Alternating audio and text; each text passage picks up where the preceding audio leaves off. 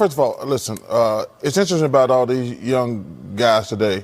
They never call on us and say, hey, thanks for the kind word and telling me how great a player I am. But when they play like crap and we call them out, we don't know what we're talking about. Listen, I'm easy to find, but I get sick of these guys complaining. These young guys, they never call us and say, when a coach is wrong, I'm going to call him out. But when players are wrong, I'm going to call them out. But listen, I'm going to criticize guys that they deserve it. And listen, they can kiss my ass if they don't like it. What's going on, YouTube? Nathan back with another video presentation. Hope you guys are all well. Hope you had a great Friday. Hope you had a great end of another work week. Hope you're all staying safe. Excuse me. Before we get into the video, there's a few things I need to say up front. Real quick, I will have this episode and the previous episodes I uploaded this week. I'll have them uploaded on Anchor via Spotify. I do apologize if my internet is kind of acting weird today. Not sure what's going on, but we're still going to get through the podcast as best as we can efficiently. Again, I just want to continue to thank each and every one of you for the support that you have given me and this channel. We're on the road to 100 subscribers. If you like the video, if you like the podcast, please share it. Please give me your thoughts in the comments below. Consider hitting that subscribe button, notification bells on. So, a couple things I want to talk about today. We're going to get a lot into. I have a surprise video. I have a secret weapon that's going to be used in the podcast. Because one topic that's really gotten under my skin.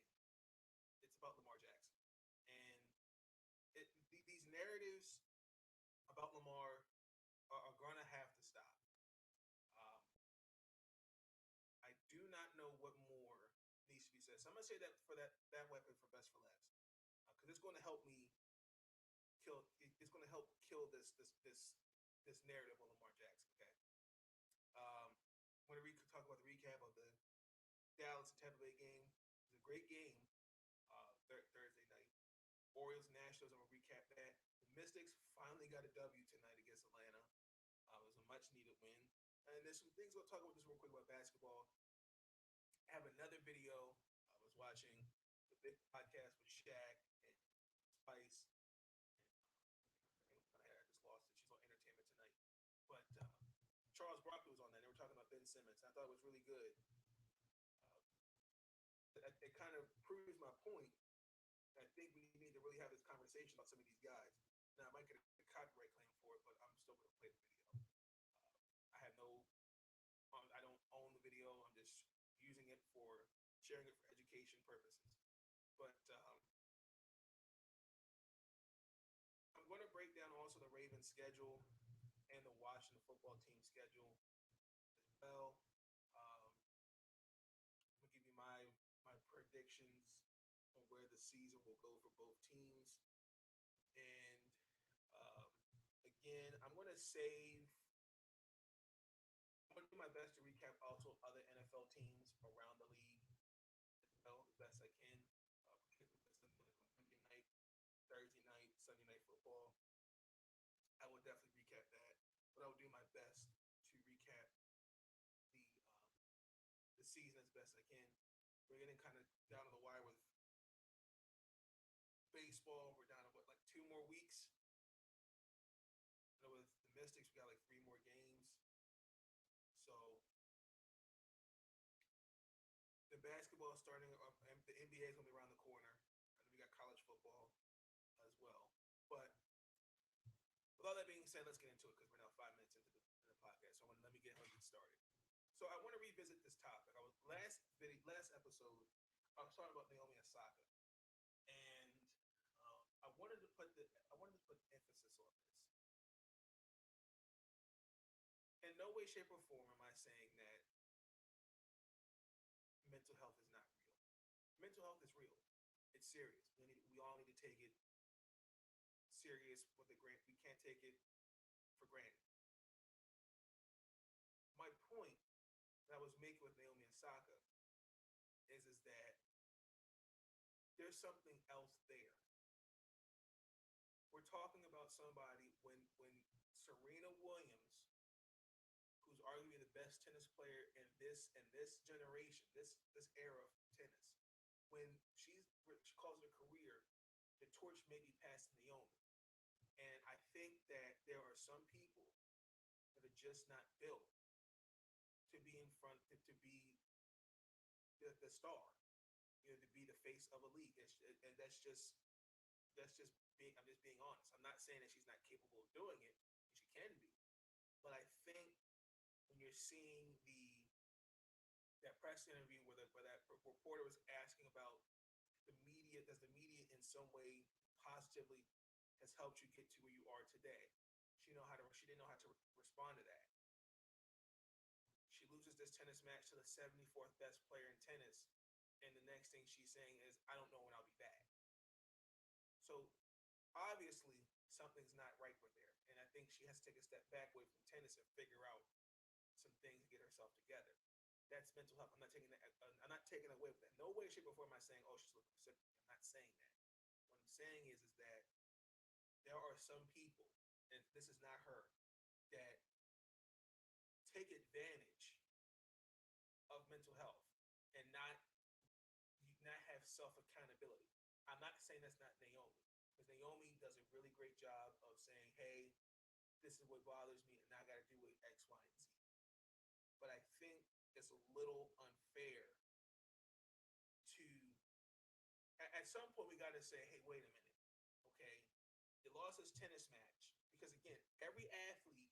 I've said this. I'll continue to say it again. Athletes get all the praise, get all the criticism, etc.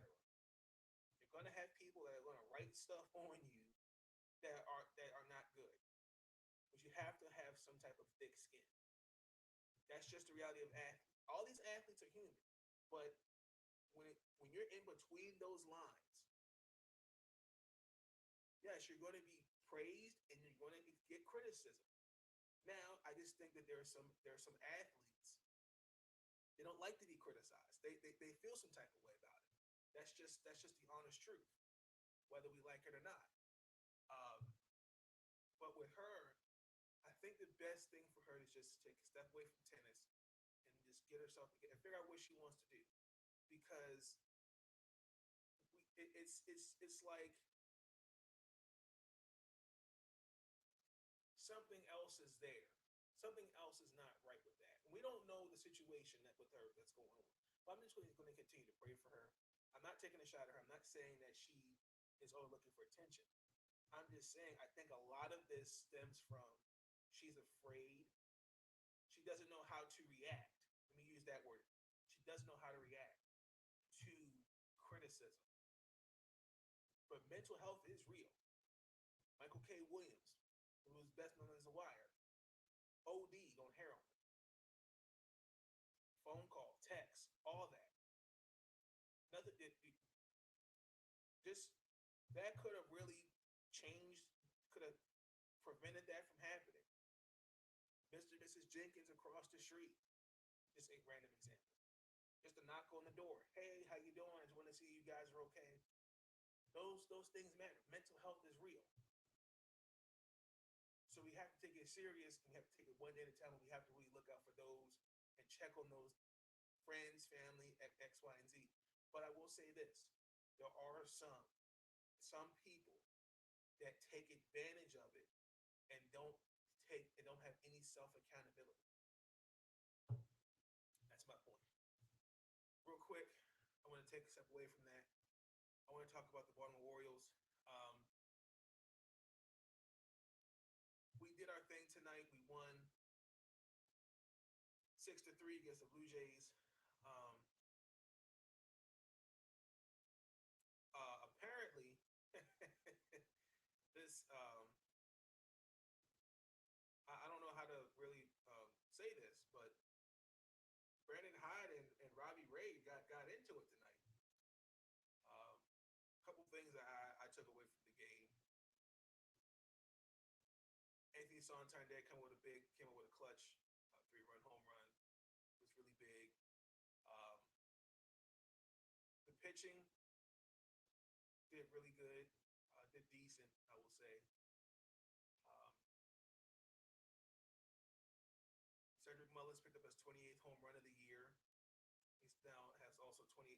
basis, I predict he'll be on the 30-30 club by the end of this year.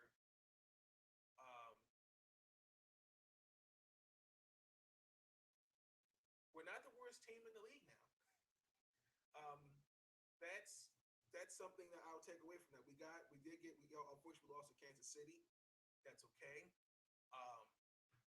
We don't, even though we're 4-24 in August, and we were 5-23 in May.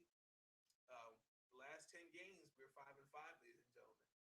So Arizona, they're 1-9, and like I said, the number 1 overall pick, I said it was most likely to be between Baltimore and Arizona, and it looks like Arizona will have the number 1 overall pick next year. Hallelujah. I think the biggest thing for me is now my prediction. I said they're going to lose 115 games. Now I'm looking about maybe 110. I said I'll say they win 50. I'm pushing it.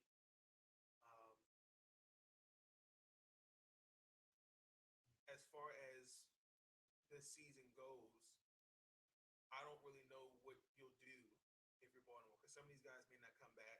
I don't really see a lot of these guys staying.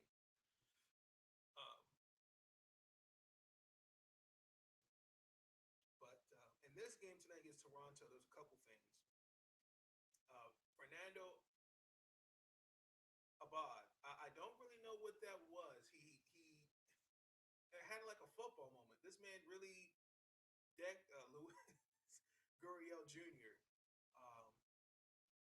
Because it was the top of the 6th. It was 3-1 Orioles, and Randall Gerchek, the Oriole killer, hit a single right up the middle, and it was a horrendously bad throw to third base, and Gurriel ran home, and then all of a sudden, you just see. I'm going to show you the play, but I also want to show you the Brandon Hyde and Robbie Ray getting into it. That was amazing. That was pretty damn good. But this is breaking ball right up the middle. He'll go to third. Bad throw. Gets away from Gutierrez. Okay, so breaking ball right up the middle. He'll go to third. Bad throw. Gets away from Gutierrez, and the run will score. We got a collision. Base runner ran in, collided into a bottom. The collision will score. We got a collision. Gutierrez, and the run will score. We got a collision. Horrendously bad communication on defense. Then they had to review it. That's what bothered me, because they tried to see if there was an intent there. And yes, he was cut off. It felt like he was trying to cut him off, and I just think that was just horrendously just bad defense. Like I said, you won't see some of these guys take anything of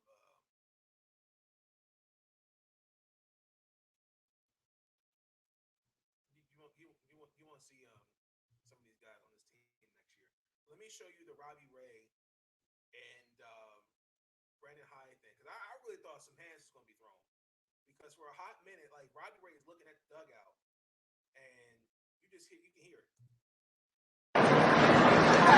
Shut up, DJ.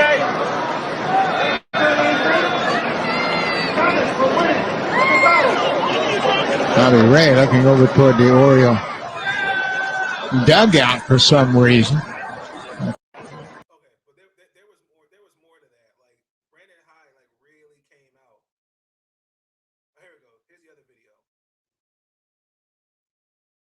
I'll show you this one. He really came out and really I'm thinking they about to throw hands. On the active roster today. Shut up, DJ. Robbie Ray looking over toward the Oriole dugout for some reason. Not sure what's going on with this delay here, but Martin has stepped out of the box. We can't say anything. This is the fucking ball. They ain't saying shit. They fucking go. Brandon Hyde He was arguing with somebody, I'm not sure who. Swing and a miss. Got him with the fastball upstairs. Big strikeout, first out of the inning.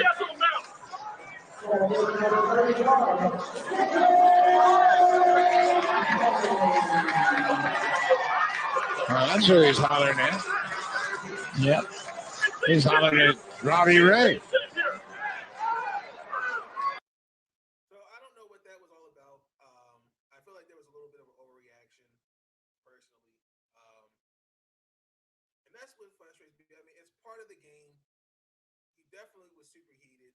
I don't really know what else I can say for that. And, I was on Twitter, and there's a couple of got reporters, and they said he apologized to him. Brandon Hyde apologized to Robbie Ray and the Jays for his fans. And I just appreciated it. He helped. He took himself accountable. He said, he was wrong for it. But we don't. But again, guys are going to say stuff. It's part of the game. He didn't say anything like personal. Some guys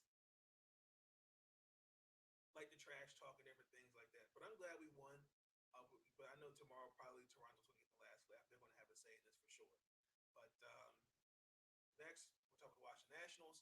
Unfortunately, we did not. We lost. We'll talk about the Atlanta Brave game Thursday night. We lost 7-6 in the extra innings. The Jock Peterson base hit was key. Where do I start? Ozzie Albies obviously opened because on the 10th, when you go to extra innings, you have a guy on second base, different things like that. I don't like that. I wish we'd go back to the way it was before.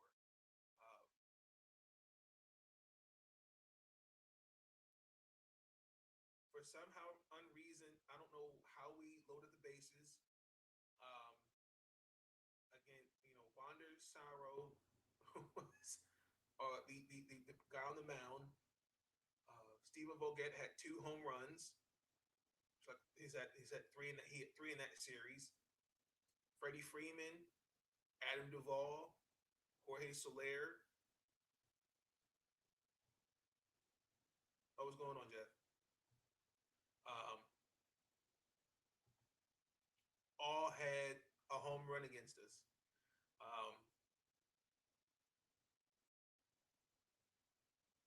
Now, Sean Nolan did get suspended, and Dave Martinez, because Sean Nolan hit Freddie Freeman.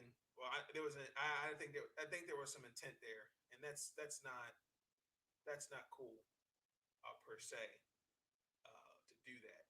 But with that win for the Braves, they're now 3.5 games ahead of second place. Philadelphia lost to Colorado Thursday night as well. I had a feeling we were going. I'm glad we got one in that series for sure, but that's all good. But tonight we did lose. The bullpen did not do its job. Kind of this collapsed there. I just don't know what happened. Josh Bell returned back to Pittsburgh. His best year was 2019, where he had 37 home runs in 143 games with the Pirates. Also career RBIs, I think it's like 116. Batting in 277. He was an All-Star, and that was the only time he made the All-Star team so far. Again, I just really disappointing, with the bullpen. Josh Rogers, he exited. It was a 3-2 Washington lead. Gave up 8 hits. He only walked one. He struck out 1 batter in 6 2/3 of an inning. Last time I saw that was when he was with the Orioles. That was back in 2018. Kyle Finnegan came in there. Patrick Murphy, Baldonado did a horrendous job. Just bullpen was just disappointing tonight.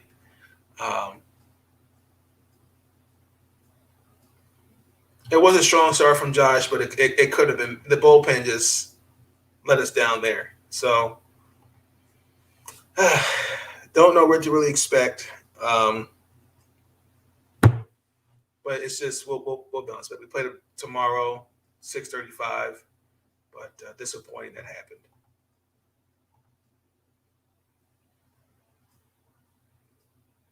I had a bad day today, but I remembered that there was a podcast that made me happy, so I told my mom and dad to watch the podcast, and they said, "Okay, I like that. Good. I like it." Real quick, around some baseball news. Trevor Bauer probably will not be playing the rest of the season. He's on administrative leave due to his being charged with sexual assault, so we probably won't see him this season. We may not see him in the playoffs neither. As I stated earlier, Sean Nolan and Dave Martinez are suspended. But the Wednesday night with Sean Nolan throwing at Freddie Freeman, I felt like there was some intent there. I saw the Cubs game today. Great to see Chris Bryant back there, Mets versus the Cubs. Got a standing ovation. Again, like I said, with the Cubs, they're going in a different direction, and it definitely was great to see that, because the Chris Bryant, Anthony Rizzo, Javier Baez, they've done a lot with that franchise, and they're responsible for getting them a championship. But it was just time. It was time to move on. Chris Sale is tested positive for COVID, so he's going to be out for at least 10 days. That was shocking, because we haven't seen Chris Sale in, over 2 years. So it was great to see him back on the mound especially against the Orioles. It's great to see him. I've always been a fan of Chris Sale, but he's another good pitcher with just injuries. I have to real quick give a shout out to Colton Welker. Unfortunately, he was suspended for 80 games for violating the MLB's Joint Drug Prevention and Treatment Program. Came back, started his first game. Disappointing though. He was their 20th prospect, I want to say. The baseball fan club. Hey, what's going on? I'm great.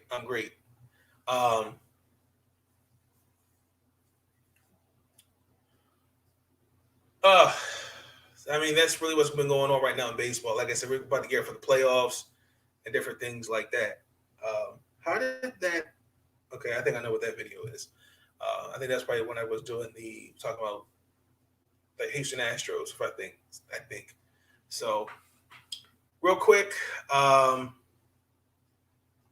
going to recap the Tampa Bay and Dallas game. It was a really great game. I enjoyed watching it Thursday night. Final score 31-29. I had Tampa Bay winning. My score was close. I said 27-24. Couple things I took away from it. Tom Brady looked good. He had a great pass to Antonio Brown for 28 yards. I thought that was a great play. Unfortunately, I hated the last few seconds. Tom Brady, that pissed me off. He threw the ball out of bounds 3 straight plays.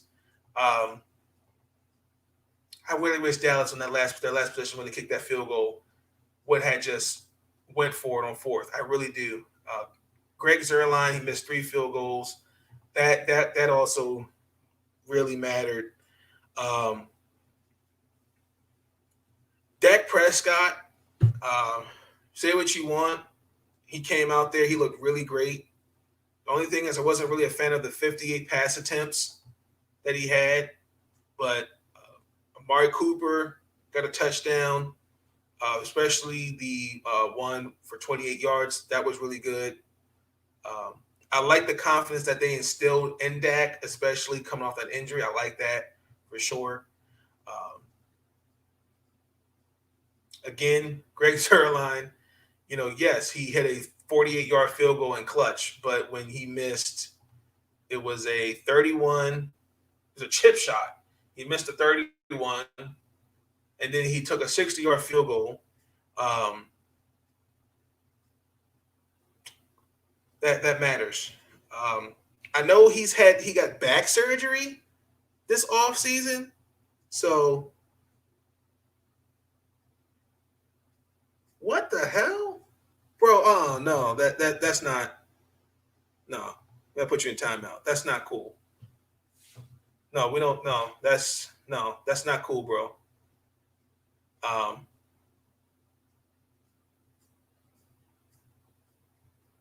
That's definitely not cool. We don't do that on this podcast. Absolutely not. That's one thing I will not tolerate. Comments like that.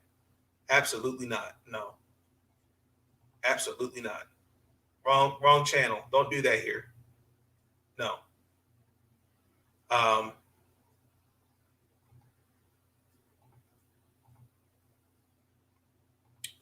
apologize for that. Other thing I took away from it, the Bucks secondary, they still have some kinks to work out. I understand with the issues of injuries. Jordan Whitehead was out, Sean Murphy is out, and then Mike Edwards, who had a dislocated elbow but came back. Dak Prescott threw for 403 yards, 8 different wide receivers. And then again, some of the offensive line, like Lionel Collins is going to be out for violating drug policy. Makes absolutely no sense, but I just don't get that. I liked Connor McGovern. He definitely stepped up at right guard for Zach Martin, who's with COVID. Definitely stepped up. He got overpowered a few times, but he held his own, and I really do appreciate. I like seeing guys like that stepping up when it's needed.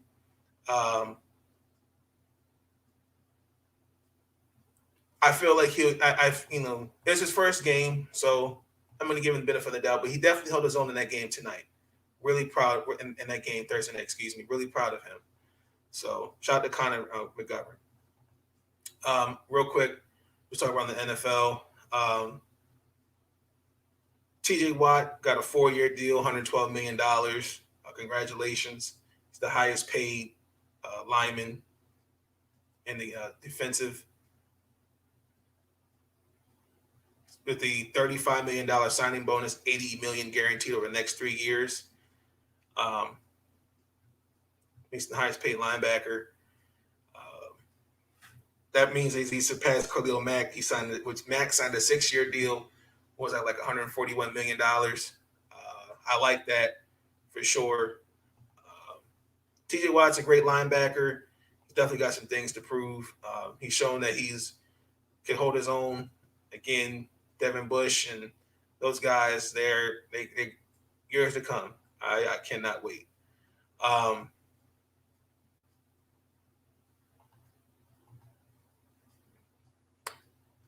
I'm going to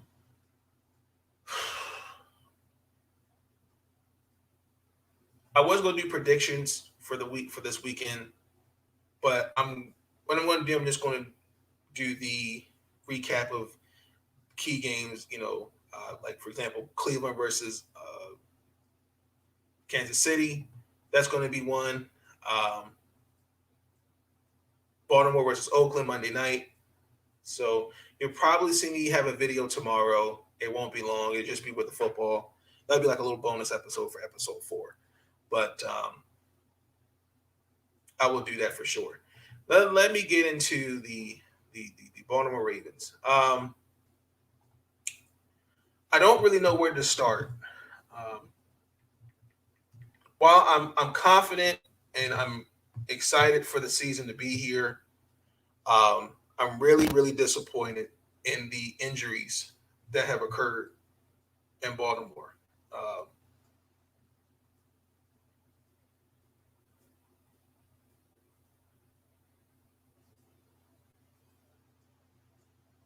Give me 1 second.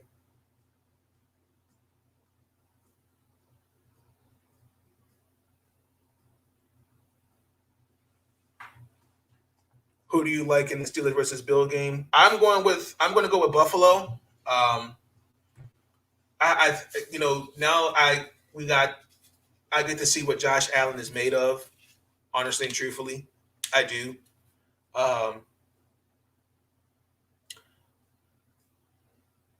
I'm just not. I just have some concerns about Pittsburgh. This is Big Ben's probably his last year. They didn't really do a lot. I mean, they signed Joe Haig, but they really didn't do enough to really beef up that offensive line. They really didn't. I mean, Najee Harris. Don't get me wrong. Hey, I'm not. I'm not going to post that comment. That's inappropriate. Excuse me. I apologize. I'm going to go with the Bills. I'm going to go along the lines of 31-21 Buffalo for sure. But I'm also I'll get into Washington in a little bit. But Baltimore, I'm looking at the injuries. We lost J.K. Dobbins in the preseason against the Washington football team, and then turned around. We lost Justice Hill a couple practices ago on Monday. He tore his Achilles. Wednesday, Gus Edwards tears his Achilles. And on top of that, Marcus Peters. So practice had to be stopped because it happened on back-to-back plays with Edwards and Peters. And let's also to not forget, LJ Ford tore his ACL as well. Now, I was reading this article, and we can all talk about should starters be in the last, should they start in the preseason game? All that we can talk. I mean, we can have a discussion about that. I feel like you should have at least some like a couple possessions in there. Harbaugh kind of played it down. I want to say played it down, but quote, the weight ended up going on his knee. He was talking about Gus Edwards. It was kind of a fluke deal. He was kind of pivoting on a basic turn that he makes dozens of times every single practice. He did dismiss the notion that playing on the surface and the facility surface is a factor. But when you have Justice Hill, Marcus Peters, now Gus Edwards, and Marcus Peters, Justice Hill, and a 7-day practice and 7-day turnaround, tear the Achilles all in this like that, something's wrong with that. Now, Ronnie Stanley in the press conference, am I comfortable with the Ravens receiving core? Yes, I'm comfortable. Rashard Bateman won't be back until about at least week 3. I'm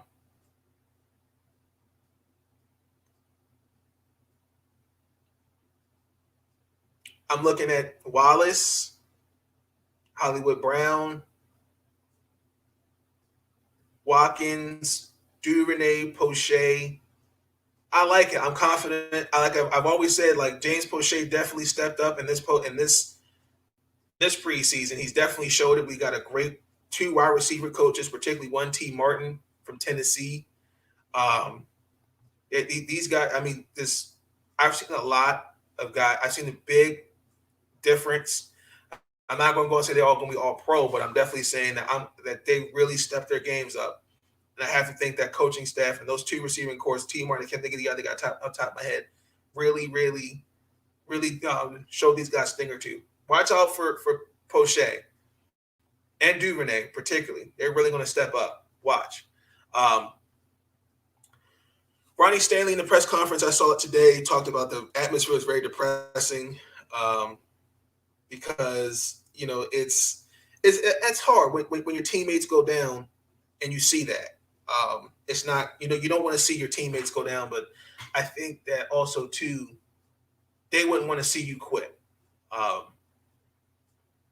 Marcus Peters, LJ Ford, Justice Hill, Gus Edwards, J.K. Dobbins will all want everybody to continue to, continue to play hard and fight.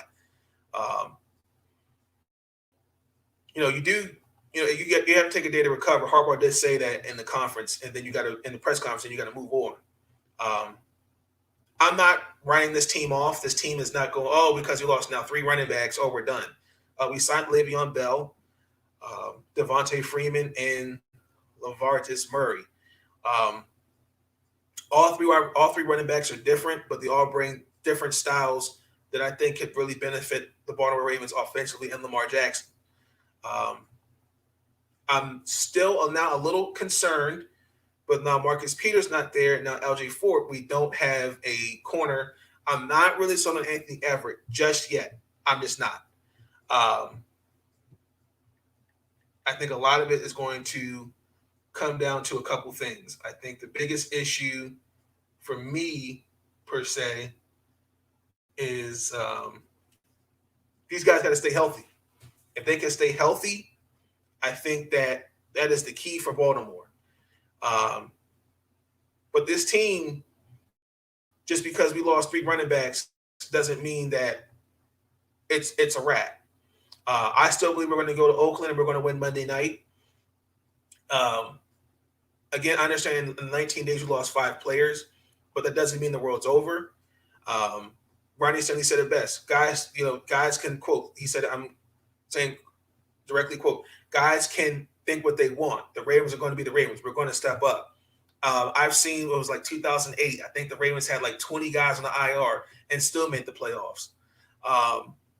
Again, it just really just shows, again, I like the fact that we have that leadership council where we get guys together. But this is where, we look when you have a team that goes down, everybody picks each other up. And that's what I like about the Ravens. And I really hope, again, my thoughts and prayers out to, LJ, Justice, JK, Marcus, and Gus. My thoughts and prayers with them, speedy recovery. Nick Boyle is not going to be back right away because he's still recovering from his knee injury.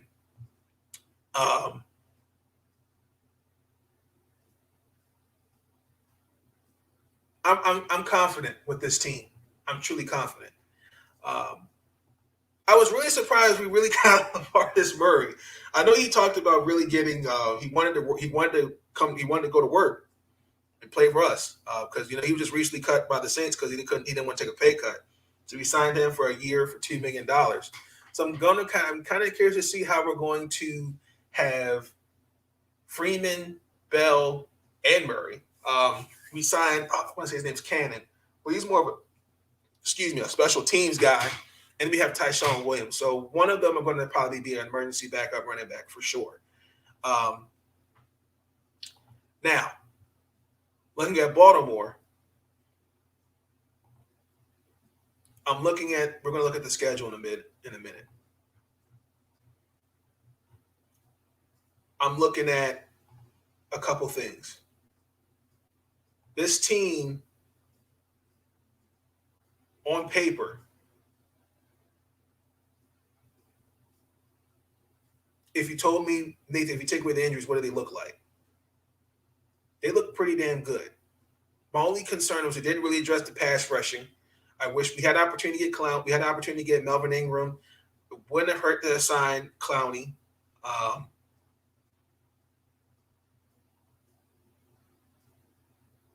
Minus last year, if you take away COVID and some other things, I think Baltimore's right there. I'm not saying Baltimore's one of the best team in the AFC. I have Baltimore winning, 17 games. I say we're going to win 13.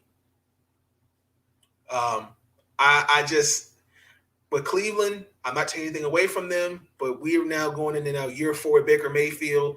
He's got all these weapons. He's got Odell Beckham Jr., Jarvis Landry. I got to see what it looks like now. And, you added a bunch of free agents on defense. I got to see what those guys look like. On paper, it looks great. Well, on the field is when it matters. Pittsburgh's my third team. Pittsburgh could make things interesting, but I'm just not sold on Pittsburgh. So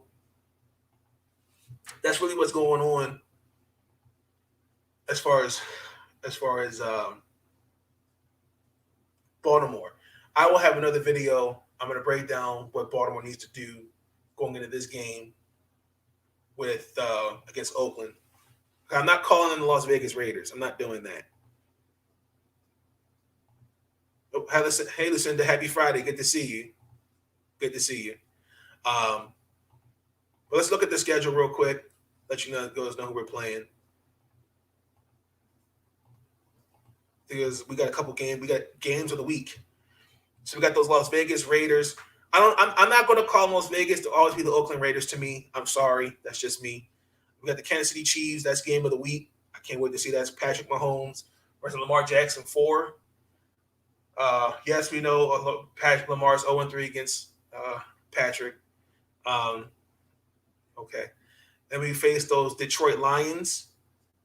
That should be interesting. Then we go to Denver.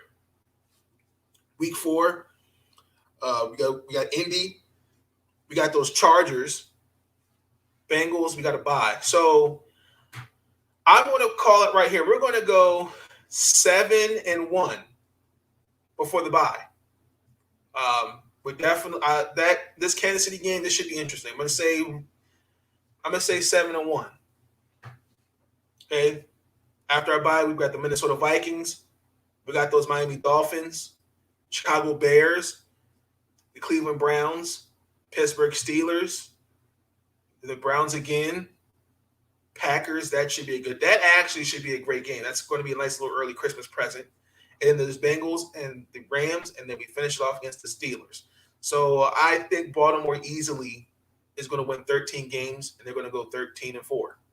I'm a firm believer in that. Now, I'm going to transition into Washington football team, because they're my second favorite team. And I got to have an NFC team, and then I got to have a AFC team. I've always loved the Washington football team. Again, I'm young. We're talking like Stephen Davis, Jeff George, Michael Westbrook, Champ Bailey, Darryl Green. I caught Bruce Smith at the end of his career. Oh my gosh. Clinton Portis, Mark Brunell, Santana Moss, the little boss. But no, seriously. So the Washington football team, Curtis Samuel's going to be on the IR with a groin injury. He's probably going to miss the first 3 weeks. He probably won't be back until like week 4, which is disappointing. He re-injured it Wednesday during drills and didn't practice Thursday, according to Ron Rivera in practice. So biggest thing is just making sure he just comes back healthy. We're not taking anything away from that. I'm also going to do tune that video tomorrow, the takes for Washington, what they got to do to beat the San Diego Chargers. There's a couple things that I want to also look at. So Daniel Snyder's wife, okay, said some things that was very, very disturbing. So there was a scandal that happened with the Washington football team, where the women that worked for the Washington football team talked about the workplace was toxic for years. And obviously Daniel Snyder, pushed swept it under the rug and different things like that. From cheerleaders to office employees and even reporters were subject to comments that were uncalled for, rude, ignorant, and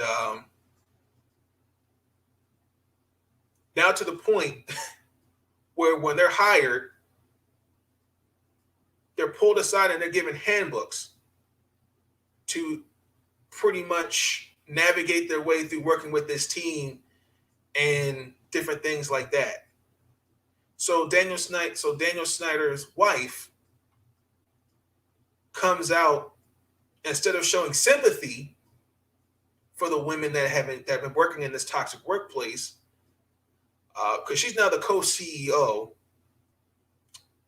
and pretty much swept it under the rug. So this is what she said in this interview, and I have to quote: "It's been one of the most difficult years in mine and Dan, and I know my family's lives," Snyder said. "But I think being on the other side where we are just learning is a tremendous amount, and my style and my wish is to turn all of these into blessings, to make the most of where we are today. We're 100% owners. Yes, they bought majority of the minorities out of the club, so they own 100% of the team. We're in much of a stronger position and able to make each and every change that we need to make. So for that, I'm very excited. It's hard. I get a lump in my throat. It's a cross between a crime show and a nightmare movie. But I'm here to tell you today, I know we're doing everything possible, and where we've ended up and where we're heading, I can't be more excited. Now, she had the opportunity to show some kind of remorse. Didn't happen. Here's the quote. Again, listen to this. Well, I just think it's the pain that from our family, from our children, and there's a lot of tough times that we've gone through. And as you know, the media, it is what it is. Everyone is going to say whatever. I guess when you don't have a voice out there, people can say whatever. And that has been the case. So, and that's what I mean.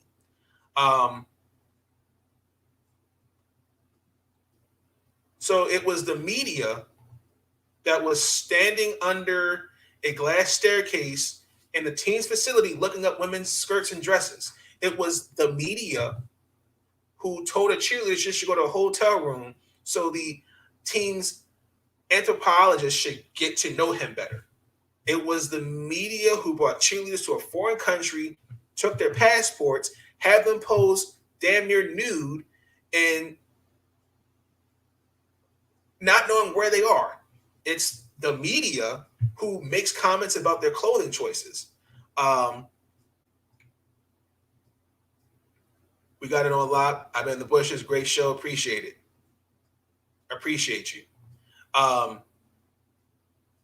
We got it. So we're blaming the media for these ignorant outtakes where the cheerleaders, are showing their breasts in the in other areas, good bits or good parts. Again, this is what's in that was in the report about the Washington football, and then gave it to Dan Snyder. I can go on and on and on and on again. But what is this doing? This is covering Dan Snyder's what. We talked about this. I talked about it with Sean Spencer. Shout out to Sean Spencer and ads from Let's Talk Football and Washington Football Weekly. But what is she doing? She's essentially protecting her husband and pretty much giving a pass on these on these things.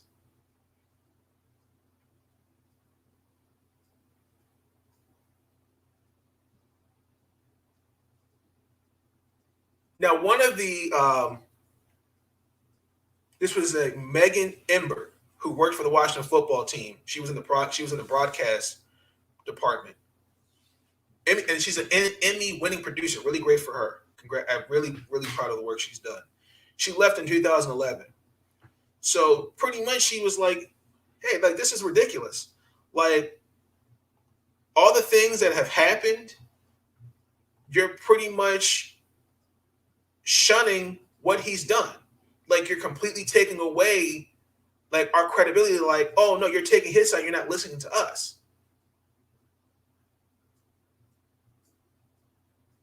So she also did highlight that neither Dan Snyder or Dan Snyder's wife had a voice in the process. But in that interview, and if I remember, I will leave it in the description below because she was on the Adam Schefter podcast. She looked out for herself. Hey, Chadney, what's going on? Good to see you. Which really pissed me off because I'm like, wow, in this highlighted society, different things like that.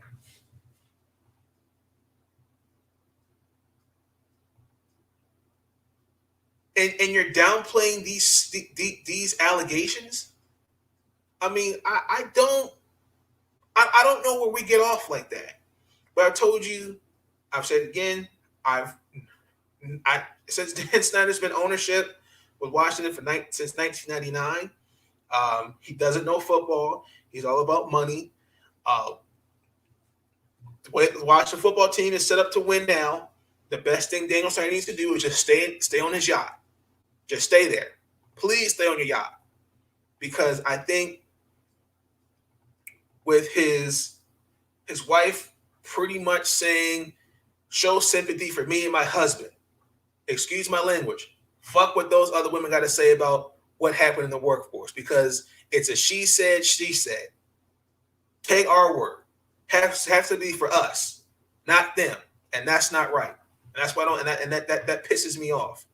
That truly does. Let me transition real quick to the NBA.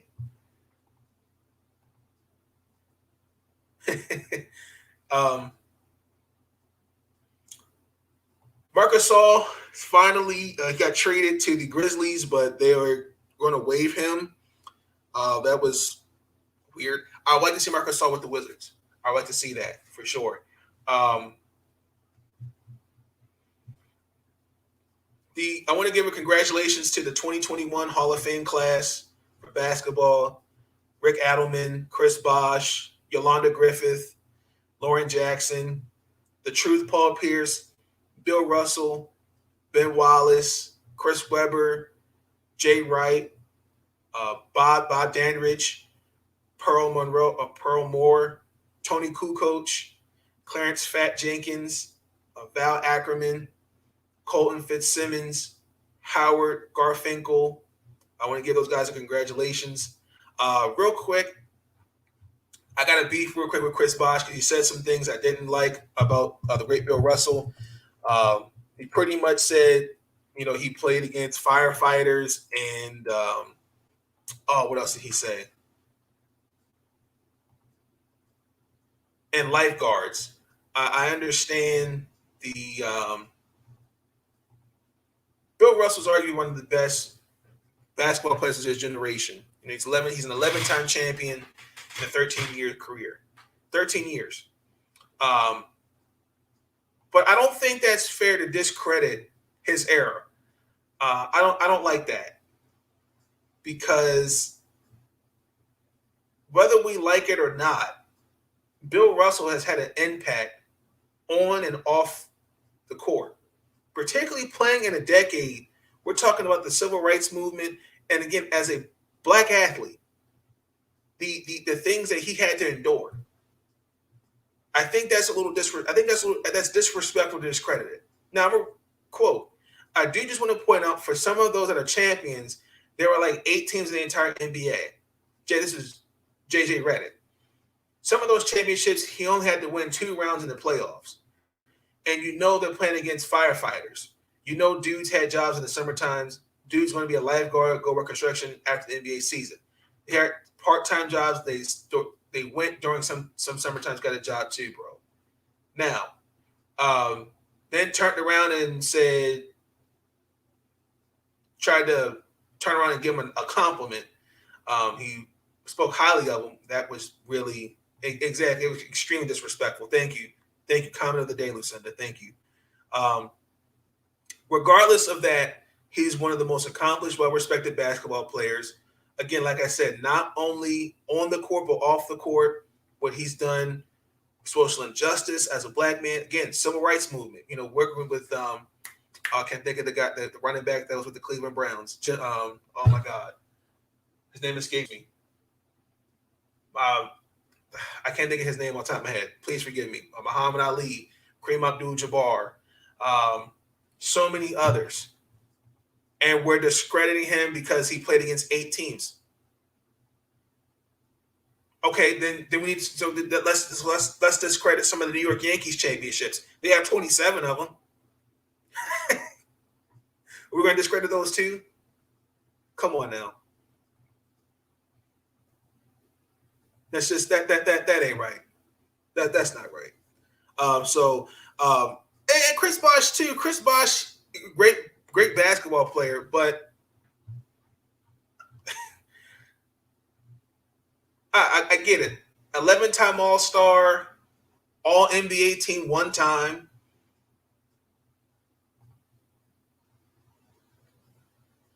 Chris Bosh is a Hall of Famer. 2-time champions with LeBron. That's cute.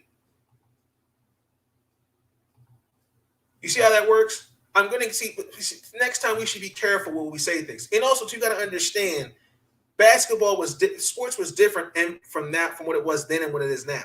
These guys are getting paid $200 million. These guys, yes, did have to, after the season, go work a job. That wasn't just with basketball. That was with baseball. That was with football too. Because the money they're making what, $50,000, $75,000. That's nothing to what is compared today. These guys don't even have to touch another job. Some of these guys are set for life. Those guys back then, they still had to put food on their family's table. Yeah, great basketball player. Hey, once the season's over, yeah, I gotta look for another job. I think that to discredit that ain't right. But Chris Bosh, like I said, great ball player. I mean, he averaged 19 a game. He really wasn't the star in Toronto. I've always considered him an other. He didn't really show me why he proved to be the man in Toronto alongside Andre Brignani. Rick Adelman, great coach. He coached Portland, Golden State, Sacramento, Houston, and unfortunately Minnesota. He led the Trailblazers to the 1990 and 92 finals. Unfortunately lost.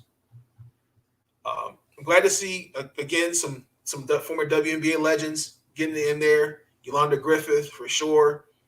Former Sacramento Monarch, Seattle Storm, Indiana Fever.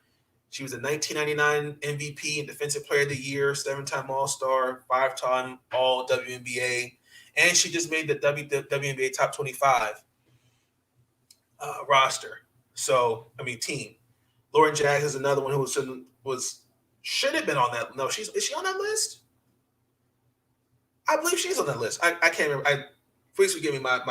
I did that list, and there was a lot to do my research and all that. I believe she is on that list.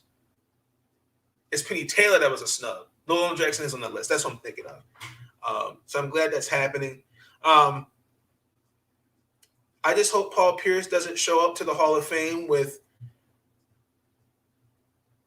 Instagram models like he did in that video that got him fired from ESPN. Bill Russell, this is his fifth introduction in the Hall of Fame. Ben Wallace, I love it. 4-time All Defensive Player of the Year. Hendricks would definitely know about this because he's from Detroit, Piston fan. He played for the Wizards, Magic, Pistons, Bulls, and Cleveland Cavaliers. Love Ben Wallace. That team that beat Kobe and Shaq in the 2004 finals. They should on paper that Laker team should have won, but that's neither here nor there. Chris Webber, glad to see he's in the Hall of Fame. I wish he should have a ring. He and Juwan Howard, when they were here in Washington, along with George Mirasan. I can't think of the guard. Oh my gosh, I'm drawing a blank on the guard. Rex Chapman. I can't think of the point guard's name. He couldn't stay healthy. Injuries too at the most clutchest time. Oh my God, what is his name? Oh my gosh, that's going to bother me. I gotta look him up real quick. I apologize. Ray, what's good, bro? What is his name? Not Mark Price. Rod Strickland. That's his name. That was a great little Wizards team. Just couldn't put it together. I really wish we would have had a ring for sure. What's going on? Hope you had a great week. Hope you had a great day. Hope you're ready for the weekend. Hope you're ready for some football. Jay Wright, obviously college. Coached 27 years. Hofstra and Villanova. So then we got the committee. A couple people got in there. Pearl Moore averaged 32 points per game in 4 seasons at Francis Marion College. 4,661 points by a women's college basketball player. Wow. Bob Danridge played for the Bucks and played for I don't know. Okay. He played for the Washington, at the time we were called the Washington Bullets. Won a championship with the Bucks and with the Wizards. Nice.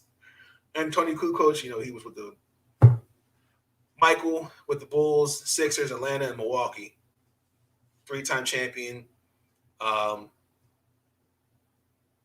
Clarence Fat Jenkins, two-time athlete in baseball and basketball in the 1920s and 30s. Played for the first teams that were named colored basketball world champions in 1917, 18, and 19. Wow. Won 8 consecutive colored basketball world championships with 3 different teams.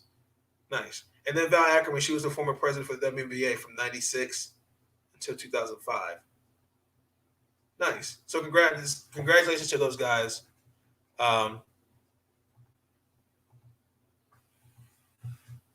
Congratulations. But real quick, I kind of wanted also to talk about De'Aaron Fox. De'Aaron Fox got a call from the league for a drug test because apparently he posted a picture.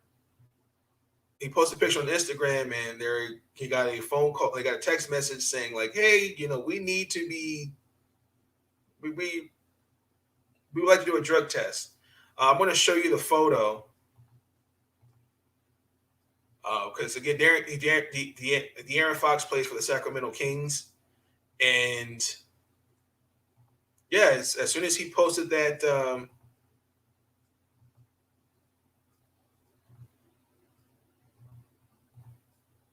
He posted a picture of him in the gym, and then next thing you notice, it's like, yo, drug test. So this was his picture. He posted this yesterday. Then, there was some people that joked around saying that he needs to be drug tested. And then this happened. So they didn't have the person's name, but it says, "This is a doping control officer for the NBA. You've been selected for the off-season drug test. Please contact me to put the number as soon as possible. If you have questions about the test, blah, blah, blah, blah, blah. This test needs to be completed today or as soon as possible." Wow. Because he posted this, that automatically assumes it's a drug test. I mean, again, don't get me wrong. Guys definitely do performance-enhancing drugs. Hey, Michelle, what's going on? Good to see you. Do performance-enhancing drugs for sure, but De'Aaron Fox is 21, I think. I mean, now we're to the point where we can't even condition, like we can't even 23, excuse me. Like, damn, that's crazy. I want to know how to feel if that happened to me. If I got a random text message saying, "Hey, we would like to do a drug test on you," and different things like that. But real quick, I want to recap Ben Simmons. I've talked about Ben Simmons before, and I'll continue to talk about him again because I think what he's doing by simply wanting out of Philadelphia, I think it's selfish. I definitely think it lets me know where some of these guys are personally. They don't care about getting better as a player.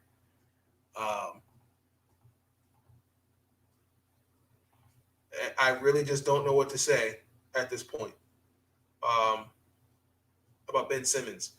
But two NBA legends pretty much summed it up for me because I've said it and I'll continue to say it. These guys, these athletes today, these are player-driven leagues. I understand that. But I do not think there's nothing wrong with telling any athlete, any player, you have to get better. There's nothing wrong with that. He's getting paid $200 million. Okay. All those videos that they post of him in the gym shooting jumpers, that's been happening now for going on 4 years. That's bullshit. Because if that's the case, how come that's not going on? How come that's not being shown on the basketball court? Games 4 through 7 against Atlanta in the Eastern Conference Finals, my man didn't take a shot. Didn't take a shot. And I don't know what it's going to take for Ben Simmons to realize I have to get better as a player. I just don't. Because it just seems like to me, everywhere I look, he seems to just be just settle. He's chosen 3 California teams as his destination: Golden State, the Los Angeles Clippers, or the Los Angeles Lakers. And again, he's in that clique, that Rich Paul group, where they all want to go to their own teams and be in LA. Now, let me show you these 2 Hall of Famers. It's a 10-minute video. I do apologize, but I want you to hear it because they've pretty much said what I had to say about Ben Simmons. So, and again, like I said, Ben Simmons is just a good player. And until he can understand that, he's just, to me, another good basketball player. Hey, listen, Chuck, you are here on a really big day for us because, fellas, I don't know if you knew this, but today is our 25th episode. So that's like the silver anniversary. Damn. I got endlessly, but now it looks like that the Ben Simmons Philadelphia 76ers experiment is going to end ugly. So where do you think, Charles, that Ben is going to be at the start of the season? Do you think he'll be in Philly, or do you think they just can't do it anymore? Well, I'm disappointed in Ben Simmons. Michelle, when you give somebody $200 million to dribble a stupid basketball, and the only thing you ask them is be better as a player, and their first response is, I don't want to play here anymore. That disappoints me as a player. It disappoints me as a fan. They're not asking him to come over and play with his kids. They're not saying, hey, come over here and cut my grass. They're saying, Ben, we need you to learn how to shoot the basketball. And his first response is, I don't want to be here anymore. I don't think that's right. I don't think that's fair to the 76ers. He took their money. They're only asking him to be a better basketball player. But like I say, the toothpaste out the tube. The players run the league now. Right. But to me, this is very disappointing as a player. But you also have a lot of times those players, you talk about the toothpaste out of the tube and the players running the league. I do think I hear a lot of those players, Shaq, who speak up and who say things now. They are accomplished players. You hear LeBron saying that. You hear, in his age, D Wade, those players who had, as Shaq says, G14 classification.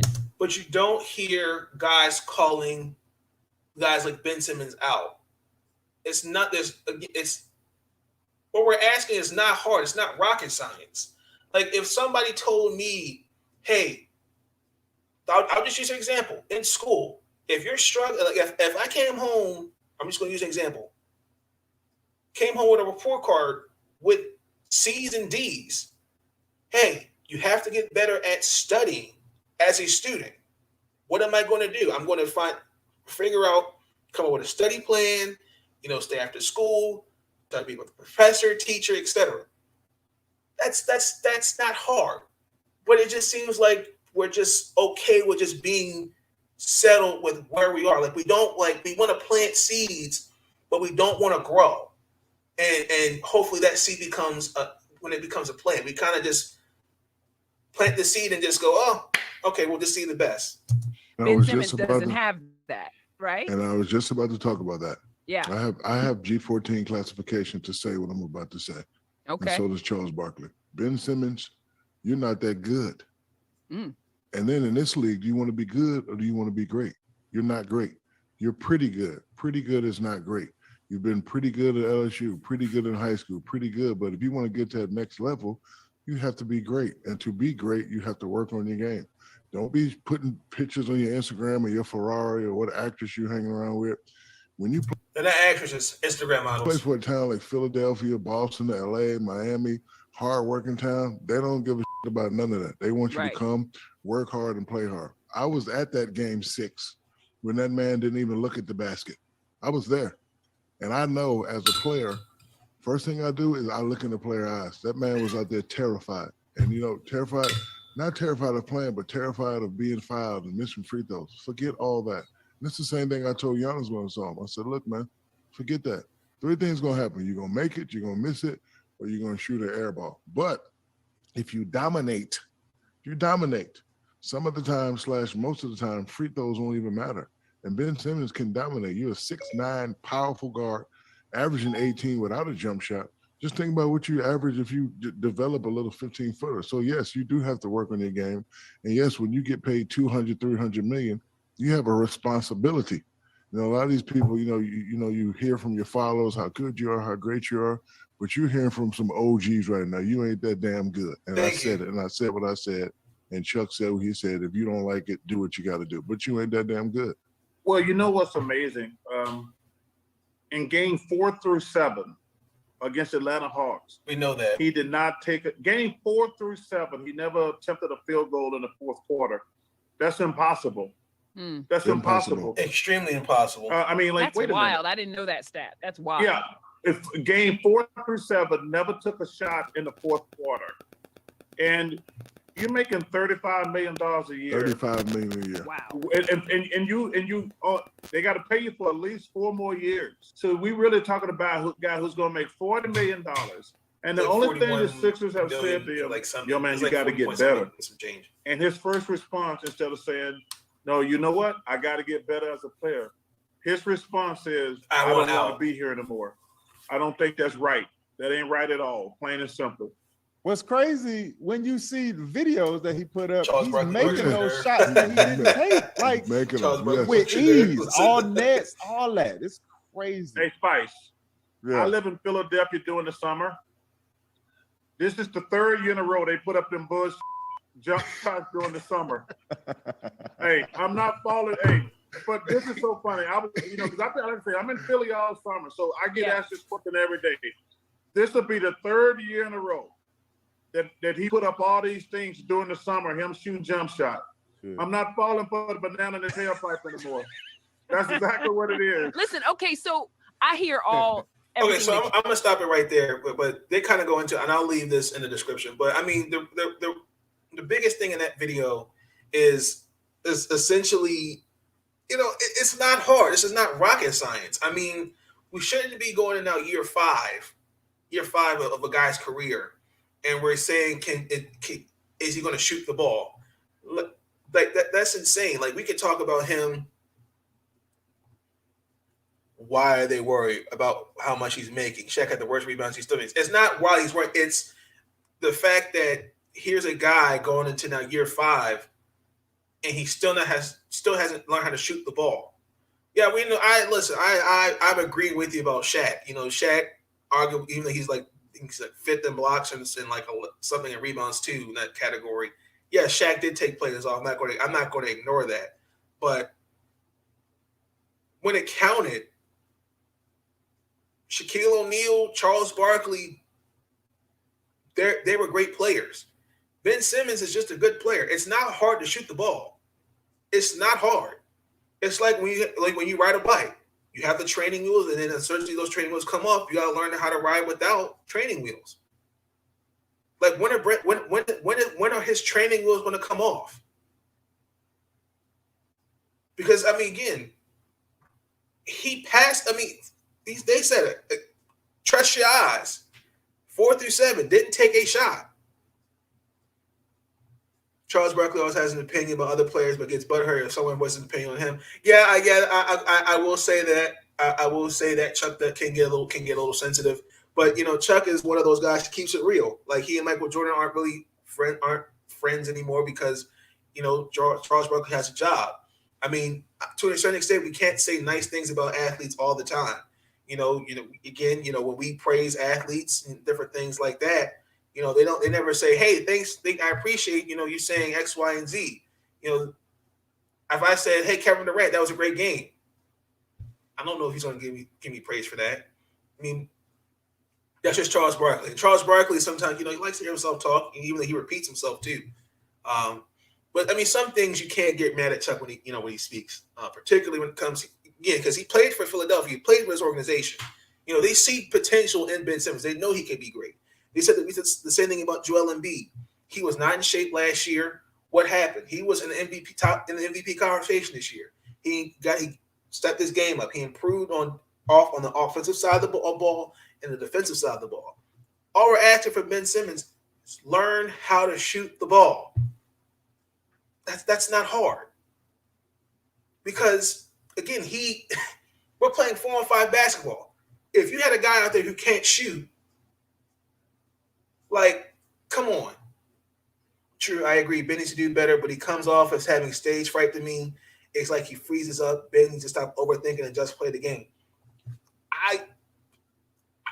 I agree, but we're now in year 5. I mean, we need to sit down with a sports psychiatrist, something, because my question is, what is going to California going to do? To me, you're just going to be more distracted. That's what it looks like to me. And I mean, no disrespect, but I would never, if I was an athlete, I would never play for any California team. No disrespect, Lucinda. California's on my bucket list to go to. No disrespect, but I would never play for no California team. That's just me. I wouldn't play for the Lakers. I wouldn't play for the Clippers. I wouldn't play for the Warriors. I wouldn't play for the Giants, San Francisco Giants, 49ers. I wouldn't play for none of those California teams. I would not. Because California, just no. I'd go out there to visit.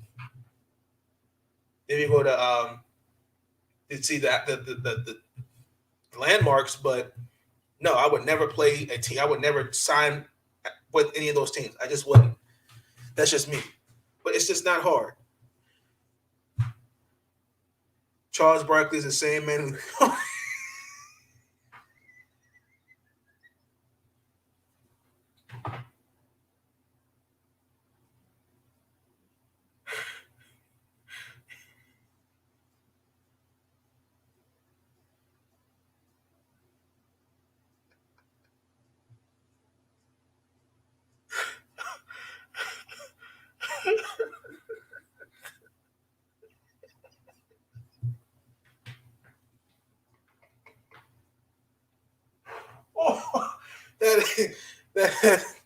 that's not right. Oh my God, I know what you're talking about too, to garner attention because he's so irrelevant.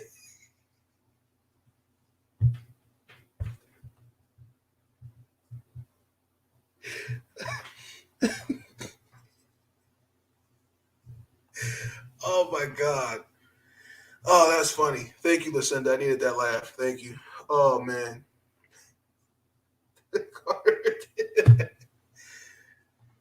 Leave California alone.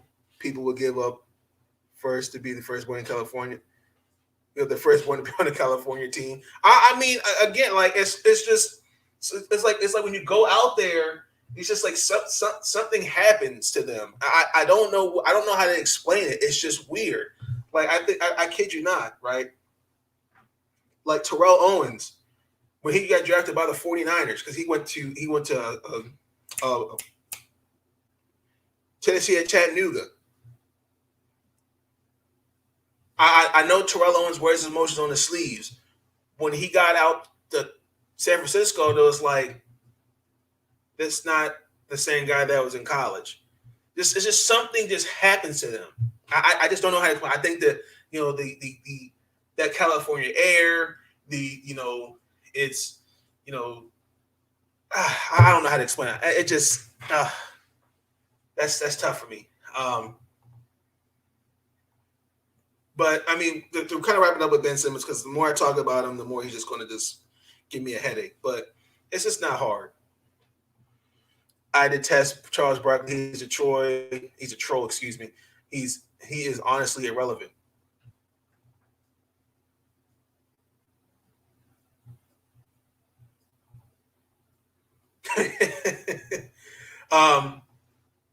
Now I gotta real quick. I gotta step into the obviously I know people don't like me talking about the WNBA, but I love the WNBA. It's probably one of the most toughest seasons to watch as a Mystic fan. We won tonight. Against Atlanta. It's a needed win. The Atlanta Dream, 7-21 going into this game. We're still in playoff contention. They are a lottery pick team. Tina Charles did her job tonight. She had double-double, 26.16 rebounds. Tasha Clyde had 13, 6 assists. Teresa Plaisance also had a big game, 14.7 rebounds. Our biggest run came in the second quarter. We shot 53% from the field, and it was a 40-34 lead going into halftime.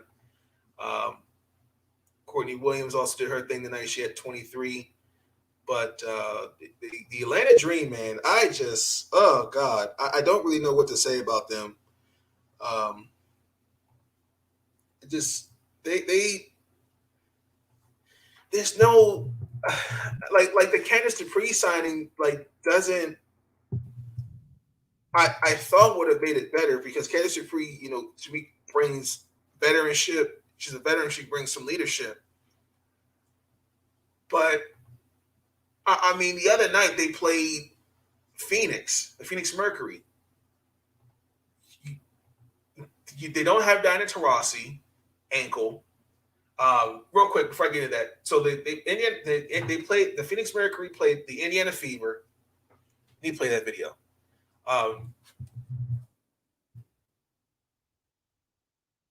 They played the Indiana Fever. Unfortunately, Indiana Fever lost. And they've actually had a couple. They've had a couple good bright spots this season. But there was a play in that game. Let me find it. 1 second. Where there was kind of a dust up, and I think there was an overreaction.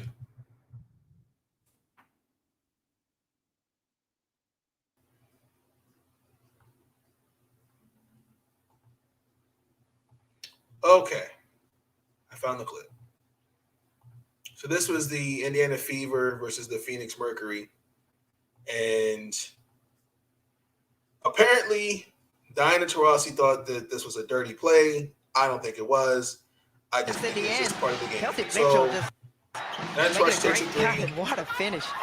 Making a great That's Tiffany Mitchell guarding her. Making a great cut and what a finish. Taurasi off balance. McCowan pulls down the rebound, and Taurasi is hurt.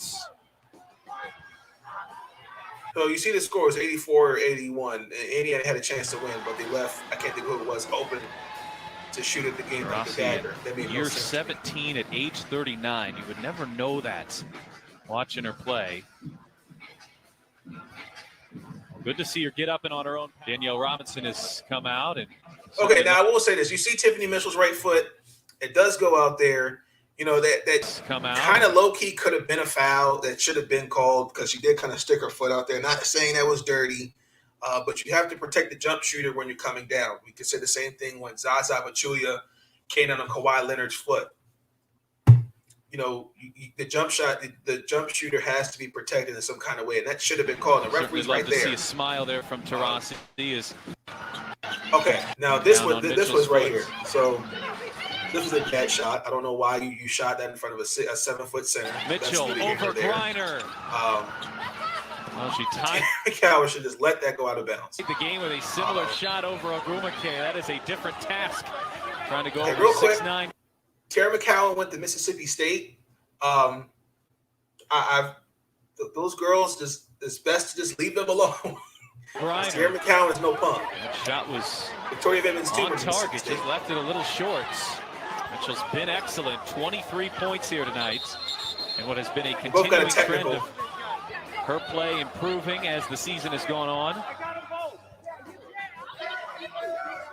We get a double technical Looks like here. we're getting some. Okay, where's the replay? So they think so. Diana thinks there was some dirty. There was a little bit dirty right here. Michael Price say I got both. She going to her elbow. That was not. Diana Taurasi overreacted because on that possession where Tiffany Mitchell stuck her foot out, nothing happened. Like this notion that again. Yeah, exactly. She came down wrong, wasn't on purpose. Thank you. Exactly. This notion that players are trying to intentionally injure others, that's just silly. I thought it was kind of silly. It's been silly by both leagues to think that was intentional. Now, unfortunately, after the game, they both chirped at each other. But like I said, those girls, I've heard, especially Mississippi State, it's best to just leave them girls alone, because especially Tara McCowan is just no punk. Again, I'm a fan of Tara McCowan, Mississippi State. Just overreaction. But with the Atlanta Dream, they lost to the Phoenix Mercury. They had it was an 8-point lead, and I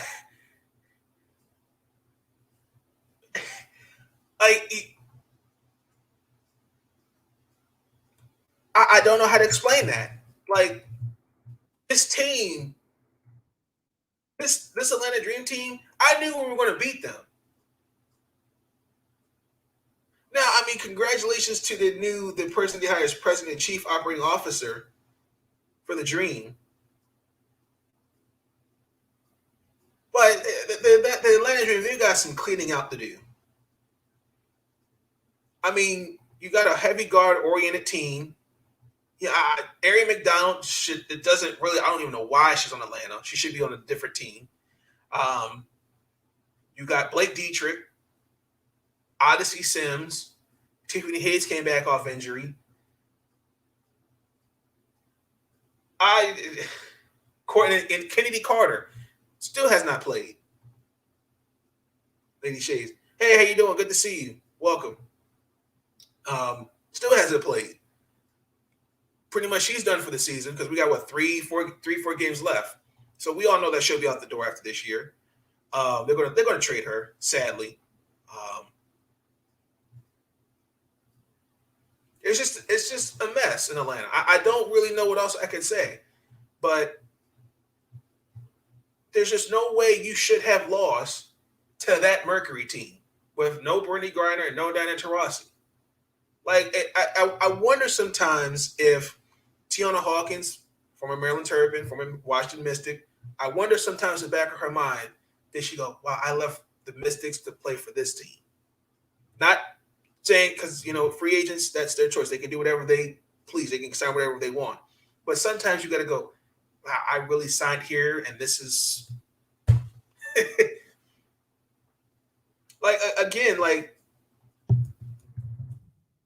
I'm looking at, again, let me pull the box score up.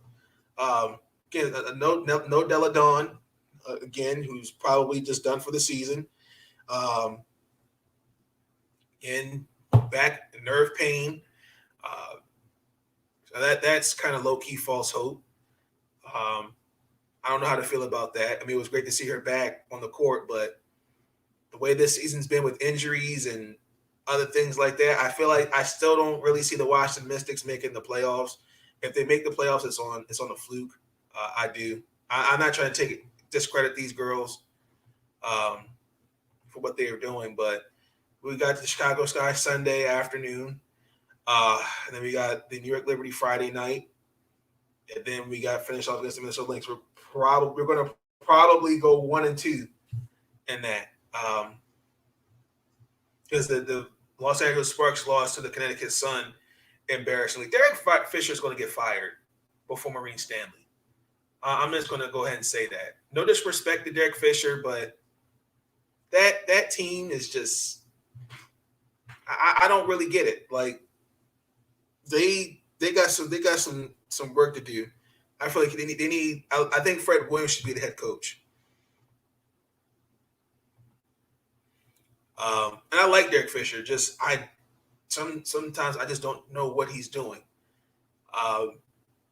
But again, like I said, you have two teams. Again, playoffs start today. The Chicago Sky clinched the 6th seed. You have three teams that could potentially make the playoffs with subpar 500 records, mediocre. The Dallas Wings are 12-17. Satu Sabali is out right now with a strained Achilles. Arike Ngumbawale's streak was snapped of like 20-plus points or more. Vicky Johnson's not giving Charlie Caller, Chelsea Dungy, Awit Carrera minutes. I don't understand that. The New York Liberty, I mean, they're really kind of an up and down season, but they could still potentially make the playoffs at 11-8. 11-18. Washington Mystics, 11-18. Los Angeles Sparks could still make the playoffs. The end of the Fever, let's just call it what it is. They're not going to make the playoffs. No disrespect. And they're 6-22. It's not happening.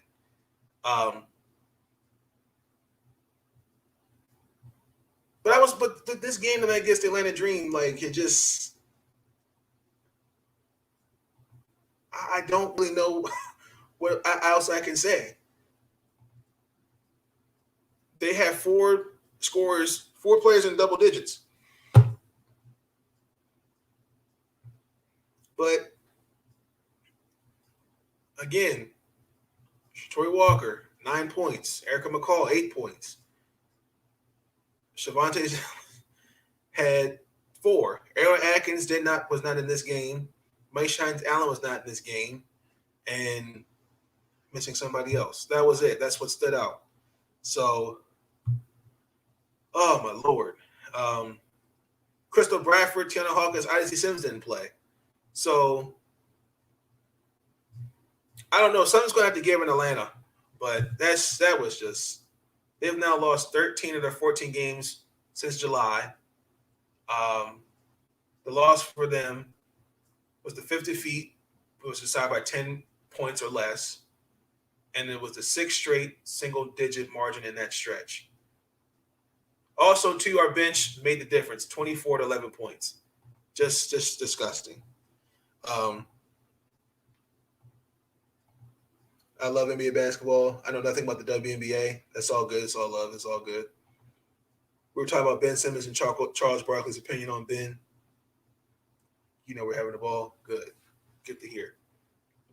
So, yeah, we played the Chicago Sky Sunday.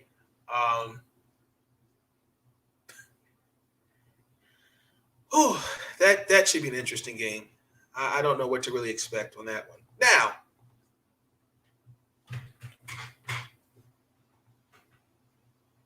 we finally come to the last topic of the evening.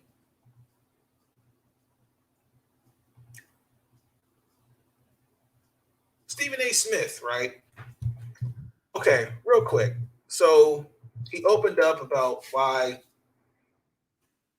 first and foremost, he came out and he admitted, he didn't want Max Kellerman on First Take anymore. Okay. Which I think is a little unfair. 5 years ago, Skip Bayless left to go to Fox. Max Kellerman came on there. I've always liked Max Kellerman, particularly because, again, I'm still learning the game of boxing, and he's really great with his boxing knowledge.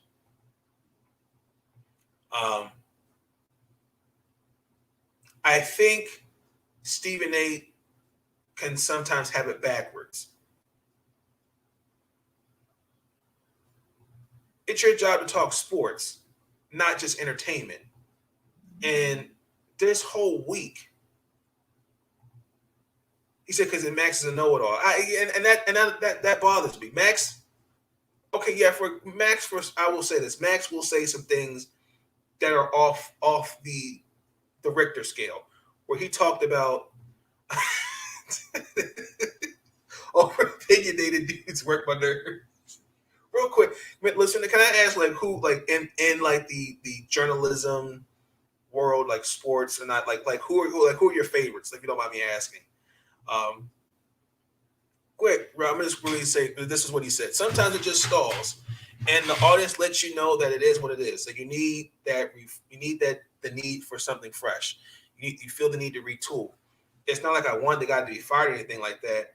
I knew that landing spots for him available at this network that would generate just as much, if not more, revenue for him and all the other stuff. It wasn't really about asking him to be off the show. It was the fact that we were together. As far as I was concerned, it wasn't a great partnership anymore, and it's something that I needed to change. Let me play the video real quick, because he was on 98 Rock. It was 90. I can't think of the radio station he was on. It's a New York radio station. You have to forgive me. Stephen A. always overspeaks. Yes, he does. Now, I haven't been able to see now he's with Keyshawn Johnson and Jay Woods. I haven't been able to see that because at that time I'm working. So I know it's Monday through 4. Actually, he's supposed to debut the 14th. That's a Tuesday. This upcoming Tuesday? Yes. So let me real quick, I'm going to play that clip of Stephen A. pretty much spilling the beans. He told himself about wanting Max out. It didn't seem like you and Max had a bad relationship at all. So where do those rumors come from? And what's the truth with the departure of Max Kellerman from First Take? Well, the rumor's accurate in terms of me wanting him off the show. Let's get that out the way. Yes, I did. You know, we don't have a bad relationship. I think he's a real good guy. I appreciate what he did for the show. We were number one for 5 years. We stayed number one, and I appreciate that. But what a lot of people don't realize is that the work that goes into doing the show every single day. And the reality is that we have 15 segments a day, 75 segments a week, over 3,000 takes a year. In the 9 years that I've been on First Take, I've given over 33,000 takes. And what a lot of people don't realize is that not just the work that goes into that, but also the fact that it's a chemistry that you have, and sometimes it just stalls. And the audience lets you know that it is what it is, and you feel the need for something fresh. You feel the need to retool. And the reason why I'm unapologetic about my position is that, number one, there's no knock against him personally, his professionalism, his work ethic, and all of that other stuff, his talent. It's not like I wanted the guy to be fired or anything like that. I knew that there were landing spots for him available at this network that would generate just as much, if not more, revenue for him and all of that other stuff.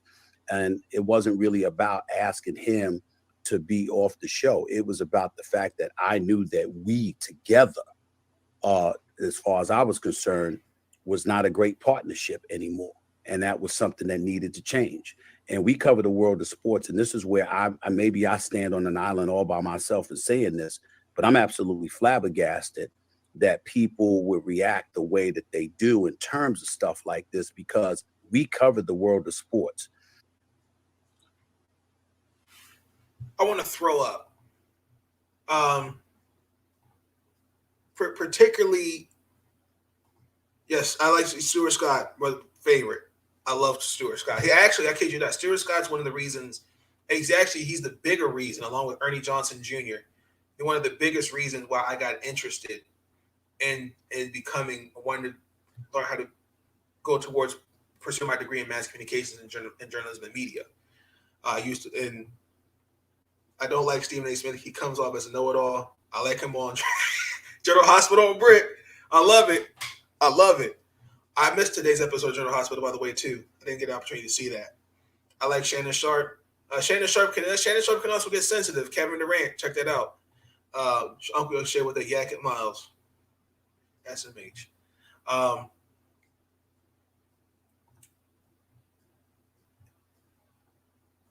looking at this week, right? He has Michael Irvin on there on Mondays. It's like watching two uncles at a cookout scream at each other.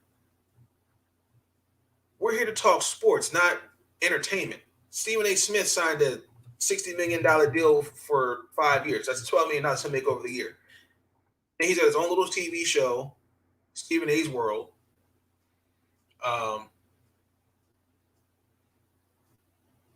I don't know what else I can say about Stephen A.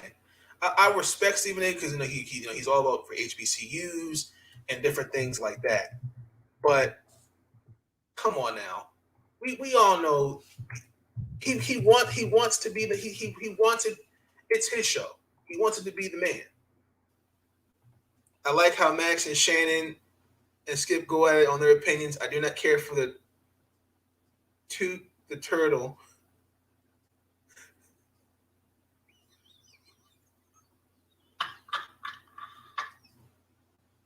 That ain't right, man. Stephen A. That Ninja Turtle works my nerves. Oh my gosh. Lucinda's on fire tonight. But that's what Stephen A. is. Yeah, I agree. It just, I don't know what else I could say about that. I just don't know what else I could say. And today, and this ties into my next topic, he had the audacity to once again, let me just say this for the record. I'm a Ravens fan. Okay. Lamar Jackson, I have to come to his defense again. Because once again, guys like Stephen A. Smith, if Shannon has no filter, he'd be like that. That ain't no problem. That ain't no problem. That ain't no problem.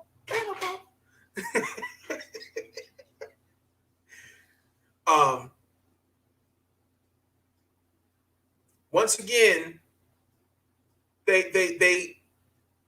finding they just continue to once again find ways to move the goalposts on Lamar Jackson. Now to the point where these excuses about the kid are getting ridiculous.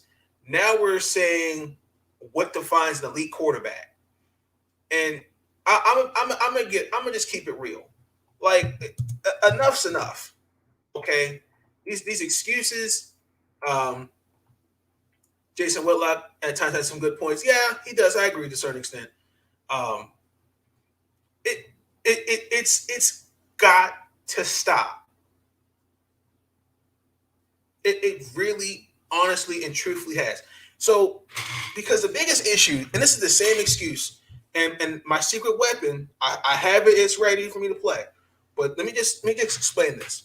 In the time that Lamar Jackson has been here with the Ravens, let me name you some of his wide receivers. This is now year 4. Willie Snead, Marquise Brown, Miles Boykin, Seth Roberts. He had John Brown and Michael Crabtree. Now, do me a favor. Look up the top 10 quarterbacks. Name your top 10 quarterbacks in your top 10. Look at their number 1 wide receivers versus Lamar's number 1. Like,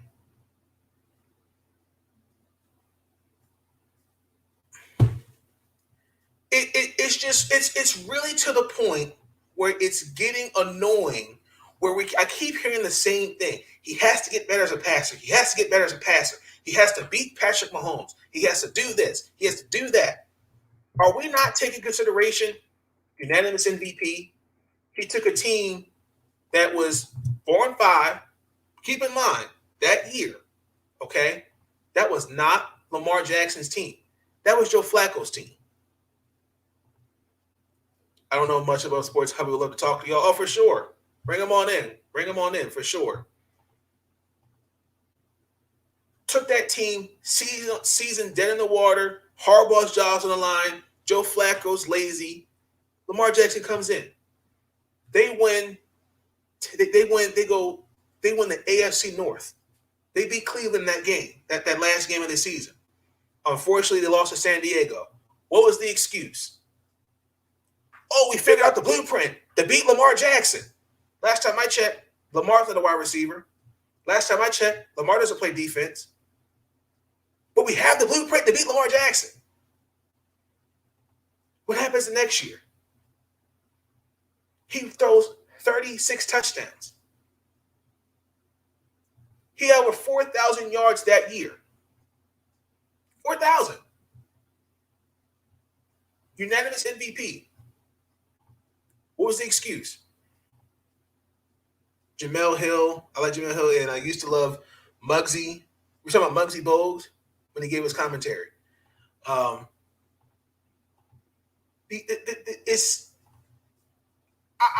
don't know what else you want from this man. Like, real quick, because, again, y'all are going to make me do it. I have to come to his defense. Let me pull up Lamar Jackson stats, and I'm going to pull up the quarterback that they're holding the standard to, right? So this is Lamar Jackson going into year 4. Okay? 64% completion passage. Okay? Look at Patrick Mahomes. Patrick Mahomes, 66%. If you look at their records, 30-7, 38-8, they're about the same. Now, Patrick Mahomes, his rookie year only started 1 game. They never talk about with Patrick Mahomes, the overthrows. He sometimes underthrows the ball. They found excuses for him. Oh, he didn't have an offensive line in the Super Bowl. Made excuses for that. But Lamar Jackson, they clowned him on one pass in practice. Oh, that was an ugly throw. He hasn't gotten better as a passer.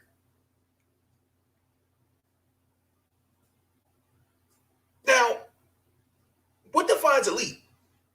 Because because let's just call it what it is. Because Patrick Mahomes is the golden boy of the NFL. Patrick Mahomes can do no wrong. If you take those same weapons that Patrick Mahomes has and give them to Lamar Jackson, you're going to get the same results, just like Patrick Mahomes. That's a fact. Lamar Jackson, up until this draft, didn't have a Tyreek Hill. He didn't have a Miko Hardman. No disrespect to Hollywood Brown.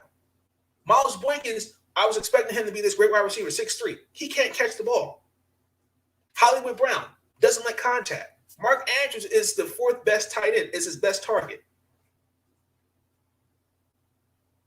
But has to get back as a passer, right?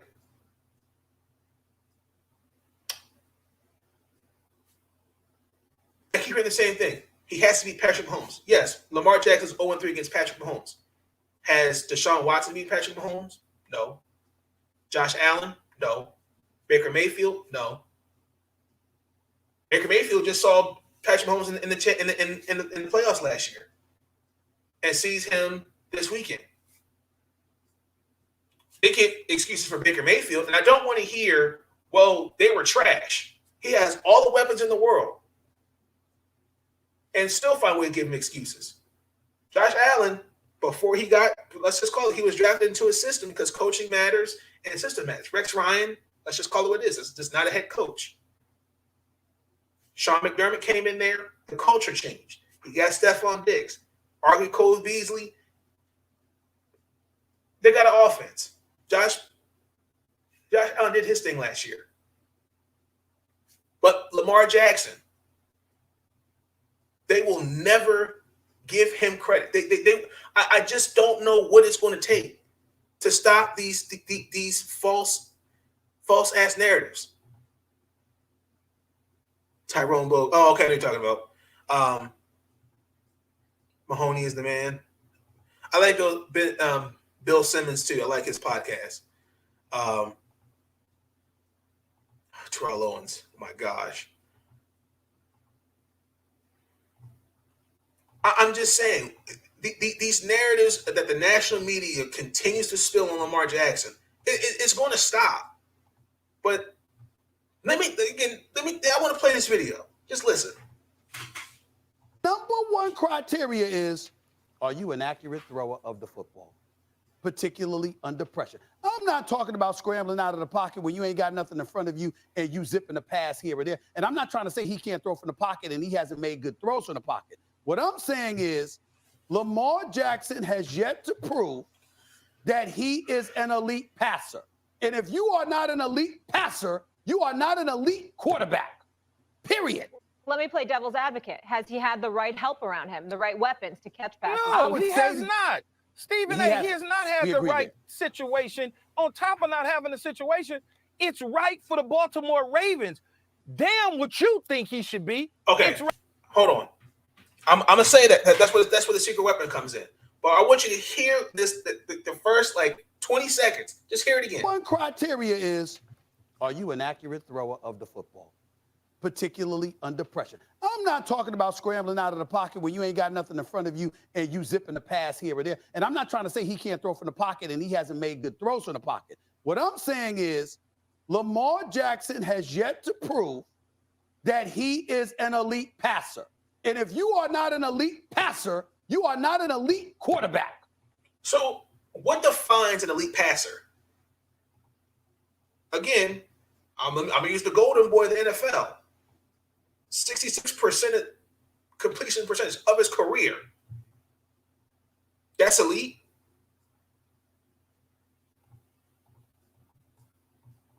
%2 difference. 64. What more do you want from the guy?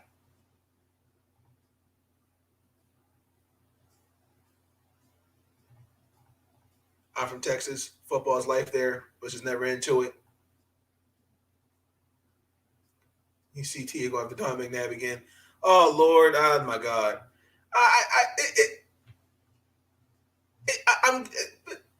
once again, this is what I'm talking about. And I had to do it. I had to do it because here Skip Bayless 2.0. That Pastor A. Smith, once again,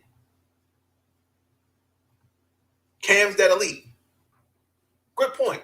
Now, real quick, Cam Newton, career percentage up until last year when he got to New England, 59%. No one ever questioned, can Cam Newton throw the football? Cam Newton doesn't get better as a passer. No one questions that. No one even questioned when he was in Carolina, even come out of college. But Lamar Jackson, I had to do it. I had no other choice. But my secret weapon has been unleashed. I want you to listen to this YouTuber. I understand. I apologize if it's 26 minutes, but keep in mind this. I'm going to skip some parts. But he said exactly what I had been trying to say about Lamar Jackson. We know Lamar Jackson mechanically has to get better as a passer, but I think the national media does this kid a disservice. And unfortunately, the national media puts out these narratives about Lamar, these fair weather, these casual fans who know nothing about the game of football, don't trust it. I trust my eyes. I know what I see on that field, 1 o'clock, 8:30, 4:30, Sunday, Monday, Thursday. I know what I see with Lamar Jackson his last 4 years. I know what Lamar Jackson can be. But I think it's getting to the point where they're coming up with excuses. They keep moving the goalposts on Lamar Jackson. And I don't want to hear, well, he has to win a championship. We hold him to a high standard. Hold Baker Mayfield to a high standard. Hold Josh Allen to a high standard. Hell, hold Russell Wilson, Deshaun Watson, Dak Prescott. Hold them to a higher standard. Pittsburgh last year. Oh, Lamar regressed. Lamar threw 26 touchdowns. Actually, before I put my secret weapon video, I want to point this out. Stephen A. went to the Fashion College Institute. That was why would I listen to him about sports playing. I just want to point this out again. Lamar Jackson's stats, because everyone talked about, he regressed. He threw 60. His completion percentage, yes, went down by 2%. He threw 26 touchdowns, 9 interceptions. Mind you, in a year where they had COVID and still went 11-5. Especially in that game, the Monday night game where everyone thinks Lamar Jackson. You should subscribe to my YouTube channel. Tell me more about your channel. What's it like? That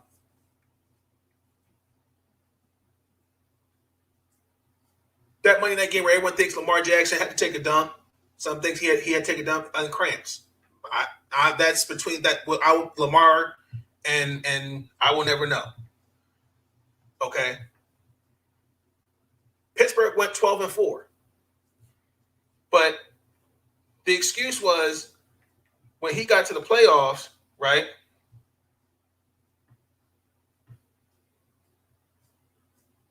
What was the excuse? Especially when they got embarrassed by Cleveland. Oh, Big Ben they had no running game. Well, Big Ben, shouldn't have thrown for over 500 yards. Oh, the Cleveland Browns were just ready. And instead of just saying, well, the Pittsburgh Steelers got exposed because they started off 11-0. Instead of just giving the Pittsburgh Steelers, the Cleveland Browns credit, they came up with excuses for the Steelers. Well, no offensive line, no run game, the defense was nowhere to be found. Excuses.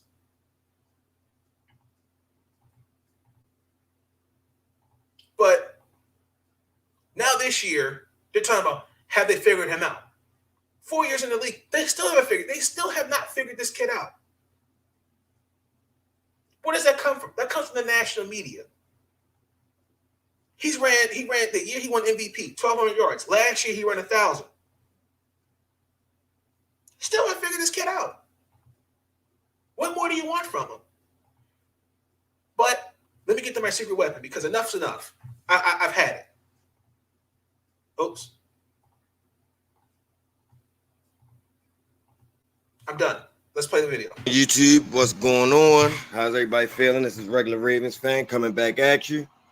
And you know I gotta bring this video out because of course Lamar Jackson stays on the tip of everybody's tongue. And the guy on the left side of your screen has something to say. I don't agree with it. I think he has a little bit of buffoonery with him.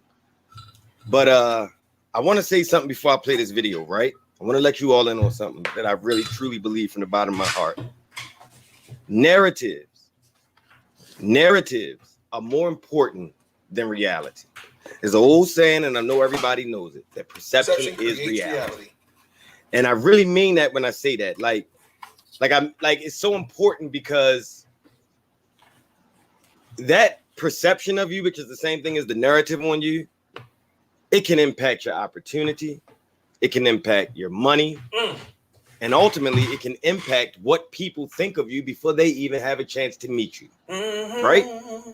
That being said, that's the reason why myself and others in the Baltimore Ravens community, Ravens Nation, that's why we defend Lamar Jackson so much. People always say, oh, those Ravens fans, you know, every time somebody says something about Lamar Jackson, they always run to his defense. That's because we see a good, humble dude who is doing everything the right way. He's doing everything the way that they say you're supposed to do it. You know, you're supposed to come in, put your head down, go to work. You know, every offseason, he spends his offseason, he's working on getting better, right? He's working out with his receivers. You know, these are things that the great quarterbacks do, and we watch and we hear reporting of this guy doing this. Yet the national media bashes him. Then we watch him succeed year after year after year since he's been in the league. Some of us who are really, really strong football fans, we've watched him do the same things he's doing in the NFL in college. So it's not like it came out of nowhere, but he still gets the hate of what he can't do and what he's not going to be and what he's not. He presently isn't. So I'm going to go ahead and play this video, let you all hear what Stephen A has to say in reference to Lamar Jackson being elite. Now, remember that word because that word is key. Elite, right? So let's get in it. Let's get into it. Shade on Lamar Jackson. The brother can play, and he's a former league. He's a former league MVP. We know the brother's not a scrub. That's not this conversation. The conversation is the word elite. And here's where Keyshawn lost the argument. 2 seconds into his soliloquy. 2 seconds. You know what he said, Molly? What? He said, John, let me quote Keyshawn Johnson. I wouldn't mind. I wouldn't mind catching passes from it. That's what he said. Yeah. Those are his words. You're right. That's a wide receiver, an all-pro wide receiver, a Super Bowl wide receiver saying, I wouldn't mind. I'd be cool. Catching passes from it. He lost the argument right there. Because you see how disrespectful that is? Reality. We know that Lamar Jackson is an electrifying athlete, a playmaker at the quarterback position, the only quarterback in history that ran for back-to-back 1,000-yard seasons at the quarterback spot. He is special. The problem is when you call yourself an elite quarterback and you bring that conversation into the direction of, wow, my number one criteria. See, right there. Him. When you come directly to me, when there's hundreds of thousands of other journalists who think differently of you. Again, I have an opinion. He has an opinion. Is, are you an accurate thrower of the football? You're so tight. Particularly under pressure. I'm not talking about scrambling out of the pocket when you ain't got nothing in front of you and you zipping the pass here or there. And I'm not trying to say he can't throw from the pocket and he hasn't made good throws from the pocket. What I'm saying is Lamar Jackson has yet to prove that he is an elite passer. And if you are not an elite passer, you are not an elite quarterback. Period. Let me play devil's advocate. I want to stop it right there. I'm going to give you a little bit more, but I want to stop it right there. You listen to the things that Stephen A. Smith says. We're talking about being elite, right? As an elite player at the quarterback position. An elite player, people, is someone who stands out and stands above the rest, right? And we're talking about football. We're going to say particularly amongst his compadres, co-workers, whatever words you want to use, other quarterbacks. Amongst all quarterbacks, does this player stand out? Does he stand above, right? Can he do something that others can't do? These are the things that make you an elite player. Now, I'm going to give the reasons as to why Lamar Jackson is an elite quarterback. Number one, Stephen A. Smith himself said that Lamar Jackson is the only player in the history of the NFL, not in the last 5 years, not in the last 10 years, not since 2000, in the history of the NFL.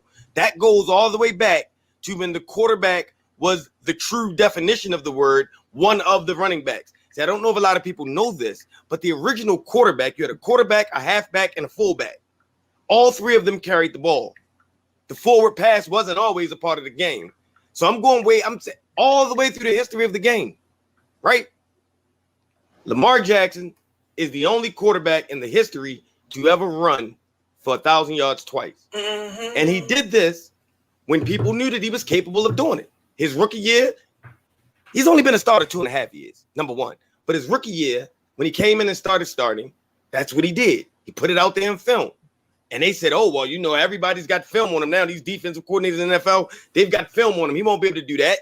So he came back the next year and he ran for 1,200 yards. Oh, well, you know, he did that at MVP. Let's see if he can do it again. That's what they said. Well, let's see if he can do it again, you know, because, you know, he did that and it's not sustainable. You can't sustain that. Nobody can do that. And he came out last year and he did it again, ran for 1,000 yards. Has been in the playoffs and led his team to the playoffs each year he's been in the league. His first year, his rookie year, he actually saved his team because they were 4-5 outside of the playoff picture looking in. 4-5 with 7 games to go. Yep.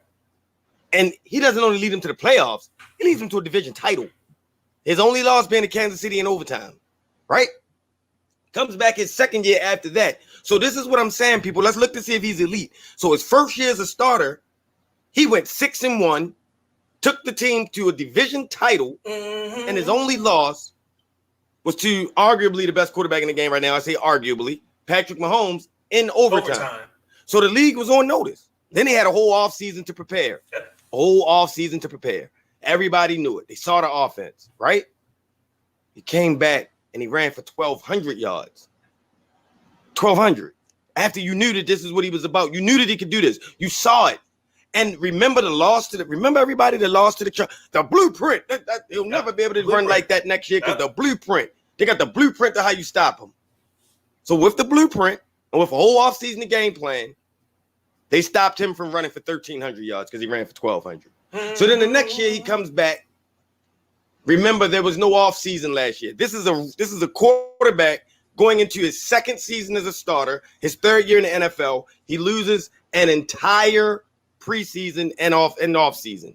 He loses that. I'm talking about training camp. Has none of that. Yep. Comes back. His team goes 11-5. Misses the division title for the third time in his career. They miss it by one game. They were 11-5. That's a fact. Pittsburgh Steelers were 12-4. He ran for 1,000 yards. Now let me show you how they do this. Lamar Jackson regressed last year. He regressed. The team was 11-5. This is also what they did to you last year, though. Oh, the Steelers are back. The Steelers are back. They were 12-4. Yep. So Lamar Jackson regressed, and his team was one game worse than the division champs, the team that was celebrated and praised all year long. Okay, fine. Lamar Jackson has put up over 4,000 yards of total offense in his MVP season. He's also only one of 2 players to ever win unanimous MVP. Like, we're asking if he's elite. These are the things that Lamar Jackson did. One of only 2 players to win unanimous MVP for any position. Led the league in touchdown passes. Led the league in QBR from the pocket. Last year, his passing yards were down and his passing touchdowns were down. But again, that MVP season was an historic season. Historic. A season doesn't become historic if it's commonplace, people. That was not a commonplace season in the NFL. For him to throw for 3,700 yards and rush for 1,200 yards was not a common season in the NFL. So last year he threw for 2,700 plus and he ran for 1,000. That's almost 4,000 yards of total offense, right? You tell me what quarterback in the league that puts up 3,800 yards of offense, of passing offense, whatever you want to say, right? Because they don't run at all. They put up 3,800 yards of passing offense. They throw 26 touchdowns and 9 picks. Who says that that's a bad season? Who says that that's a regression? Who says that? If Russell Wilson does that, does anyone say he's regressed? Nope. No. When Tom Brady was doing that up in New England, you know what they said? He needs more weapons. Yep. So he goes to Tampa Bay with all of those weapons because he needed more weapons. Yep. But when Lamar Jackson's numbers go down, he's regressed. He's regressed. He's not good. The word elite, Lamar Jackson is one of one quarterbacks in the NFL that defensive coordinators set their defensive game plan up to stop him. I know he's gonna. I know he's gonna go with this. The Kansas City Chiefs are a great example. When we talk about a game plan about the Chiefs, we never talk about how to contain Patrick Mahomes. We talk about how to contain Travis Kelce, Tyreek Hill, Mecole Hardman, and the running back Clyde Zeller. Never Patrick Mahomes, but we go against the Ravens. We got to contain Lamar. And I'm adding in every quarterback in the league. That's including Patrick Mahomes and anybody else you can think about. When you play against Patrick Mahomes and the Chiefs, you say, how do I stop Travis Kelce, Tyreek Hill, Mecole Hardman, and that running back kid they got? I'm blanking on his name right now. Clyde Edwards-Helaire. That's what you say when you play Kansas City. How do we stop these guys, right? When you play against Dak Prescott, you say, how do we stop Zeke? How do we stop Amari Cooper? How do we stop CeeDee Lamb? How do we stop Michael Gallup? How do we contain these guys? That's what you game plan for. When it's the Steelers, you game plan for how do we stop Juju and those wide receivers and that tight end and Claypool. You know, and now they've got that running back. So you're probably going to game plan for that. When you play against Josh Allen and the Bills, who had his great year last year, right? The game plan isn't Josh Allen. The game plan is how do we contain Stephon Diggs and Cole Beasley? That's the game plan. When you play against the Baltimore Ravens, the defensive coordinator's game plan is how do we stop Lamar Jackson? How do I put my defensive players in position to make a play on Lamar Jackson? That's what you game plan for. So that alone makes him elite. The fact that he's running the ball at the clip that he's running it at and doing what he's doing when they know it's coming, that makes him elite. Ravens aren't out there doing trick plays to get Lamar's running yards. Sometimes he's running power. Like, that's how he's getting hit. They know it's coming. And they still can't stop it. That makes it elite. Now, I don't know if people truly understand this, but then he also said that you got to be accurate, right? Pressure, when it's pressure. And I'm not talking about pressure when you scramble around. I'm talking about pressure when it's coming right up at you. What quarterback stands there and absorbs hit after hit if he has the ability to scramble away from it? The very Andrew Luck, as it comes to mind, retired because the Indianapolis Colts, other than maybe Ryan Kelly and Anthony Costanzo, never gave him an offensive line. We talked about that for years. They have to put an offensive line around Andrew Luck. They didn't do that. Russell Wilson, these last few years, has been running for his dear life in Seattle. Dwayne Brown is arguably his best offensive lineman. He's been sacked well over the past, I would say almost 100 sacks the last 3 years. What did they say about that? Oh, the Seattle Seahawks, they got to give him some offensive line help. The Seahawks still haven't done that. The fact that he's scrambling means that it's pressure, Stephen A. Smith. Like, I mean, I don't know how you're on TV if you don't understand football. Haven't we all seen the great plays of Patrick Mahomes rolling out and running around in circles and then making a pass? Haven't we seen Aaron Rodgers roll out and throw the pass? Haven't we seen Deshaun Watson do it? Quarterback after quarterback after quarterback. That's because there's pressure. If there's no pressure, quarterbacks stay in the pocket. So to say that, I'm not talking about when he scrambles. What are you talking about? That's code word for he can't, in order to be an elite quarterback, you can't be mobile. Because that's all you're saying. No quarterback in their right mind, if they have the ability to move when the pressure is coming, they would move. Those are grown 250 to 300 pound men coming at you with a full head of steam. You want to move. So the very fact that he's scrambling, that means that there's pressure. We all saw Lamar Jackson leave the Cleveland game last year when the season was on the line. The season was on the line, and Lamar Jackson left the game with cramps. The Ravens had a 14-point lead. Lamar Jackson comes out the tunnel from cramps. The Ravens have a 1-point deficit along with a 4th and 5, so basically 4th and season. It was basically 4th and season on the line. You don't convert this, there's no playoffs. He didn't only convert it, he turned it into a touchdown. Trust your eyes. Like, what more do you need to see that this is an elite football player, an elite quarterback? But to add on to that, real quick, I know where he's going to go with this.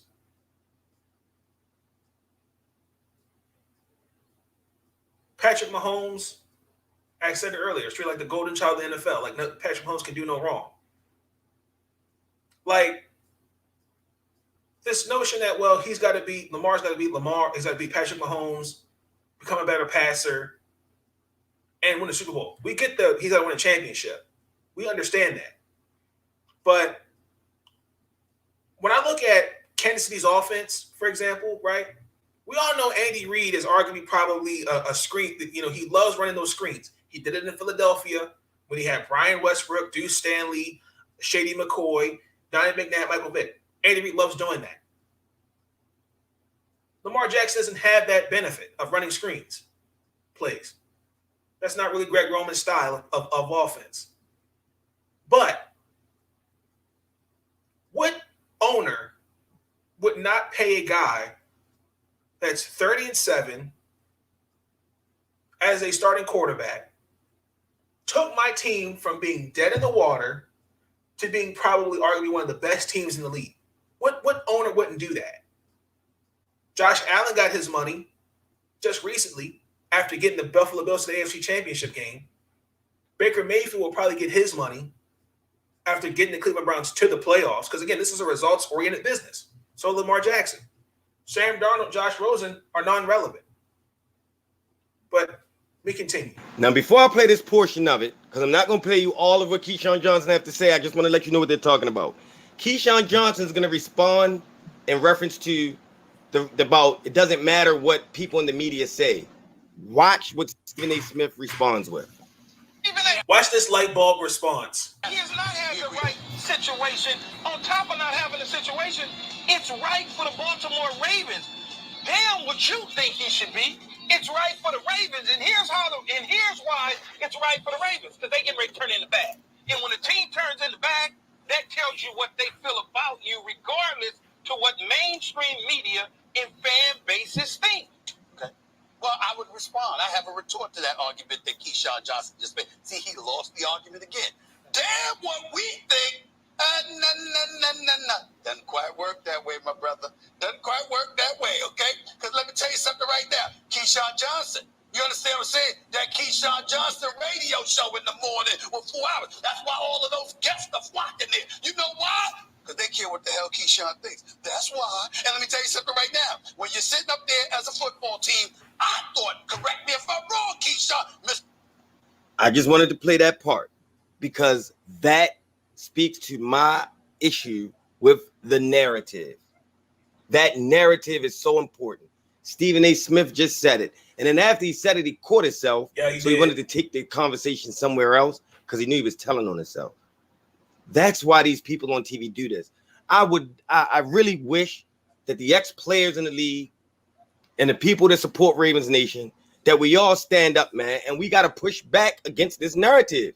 You heard what the man just said. That's fact. People around the world, people around the country can't see every team. They can only see their region. They rely on television shows. They rely on analysis to help them make an idea and a judgment on what a guy should be. Even some writers. Like, if you're writing for the Dallas Star, you aren't paying attention to what the Baltimore Ravens are doing. But when it comes time to submit a vote for All-Pro, a vote for MVP, a vote for whatever, these are the things that these people rely upon. If I was wrong, people, it wouldn't be so many shows. Look at how many analysis shows you have out there because they know that the narrative they spin becomes reality. And they have never, ever since Lamar Jackson came in the league, it's been all negative on him. It's been negative on him since before he came in the league. They wanted him to switch positions. Maybe now we all can understand why they wanted him to switch positions, because they knew he was going to rip the league up, similar to a young Randy Moss. Yep. Randy Moss fell in the draft, and what did he say? I'm going to rip this league up. Maybe they knew, man, if we let this kid play quarterback and show what he can do, It's going to knock a lot of people who are not as athletically gifted as he is out of jobs, because there are a lot of people like him that are athletically gifted at the college level who get their positions changed to get into the NFL to secure the bag, which is what all of these guys ultimately do. Example, I know. I didn't watch. I didn't watch all this. I'm just going to give you some examples. They did it to Trevor Pryor coming out of college. They did it to Cordell Stewart. They've done it. They even did it. Try at one point. Did it with Michael Vick. They also do it not just in football, basketball too, baseball as well. We also do it.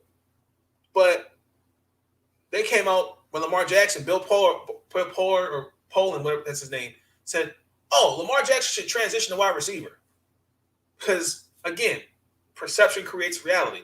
He's not an accurate thrower of the football. But again, I digress.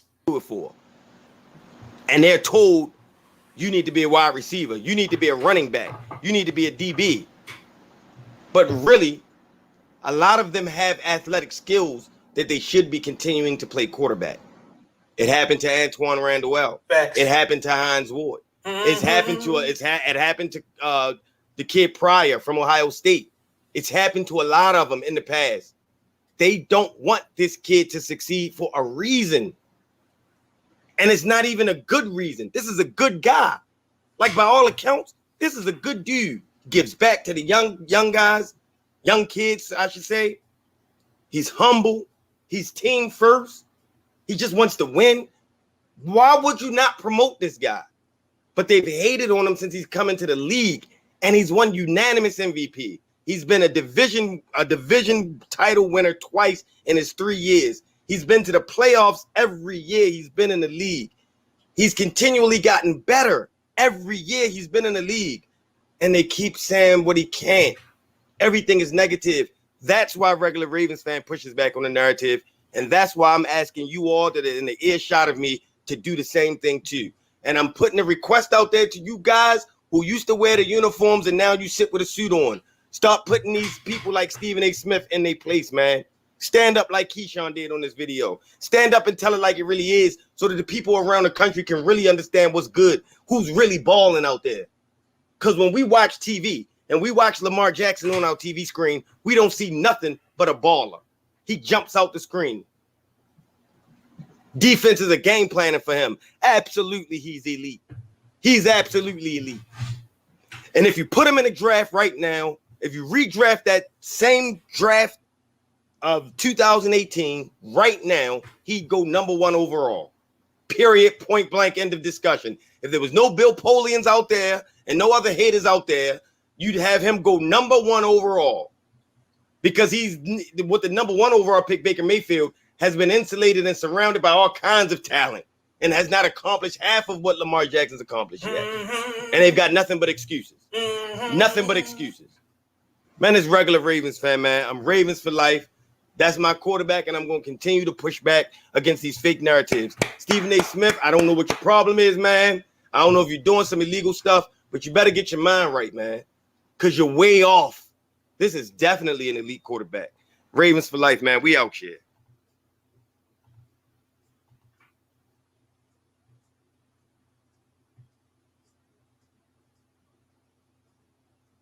Maybe it was the suit. I don't know.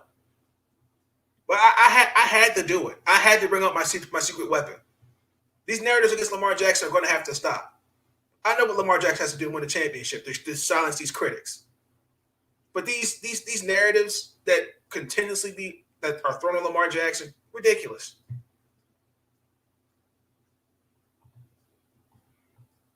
See, like Shannon said, that ain't no problem. That ain't no problem. That ain't no problem. Thank you. Get your mind right. Maybe it was the suit. Maybe because I know he got surgery on his nose to help his sleeping.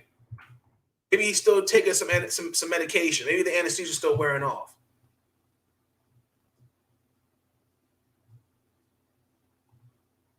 I don't know what I can say. I mean, this pretty much summed up everything I wanted to say about Lamar Jackson. I want to give a quick shout out to the regular Ravens fan. I got his permission to use some of the video to get my point across. These narratives have to stop. And I will continue as a Raven fan to defend Lamar Jackson. He's not a perfect quarterback. There's no such thing as a perfect quarterback. I know what the Baltimore Ravens have to do, and that's just win a Super Bowl. And I know, and I know that they're capable of doing that, regardless of all the injuries that have happened in the last 19 days. But the media, I told y'all this, controls the narrative and spins the narrative. And look what they've been doing with Lamar Jackson since he's come into the league.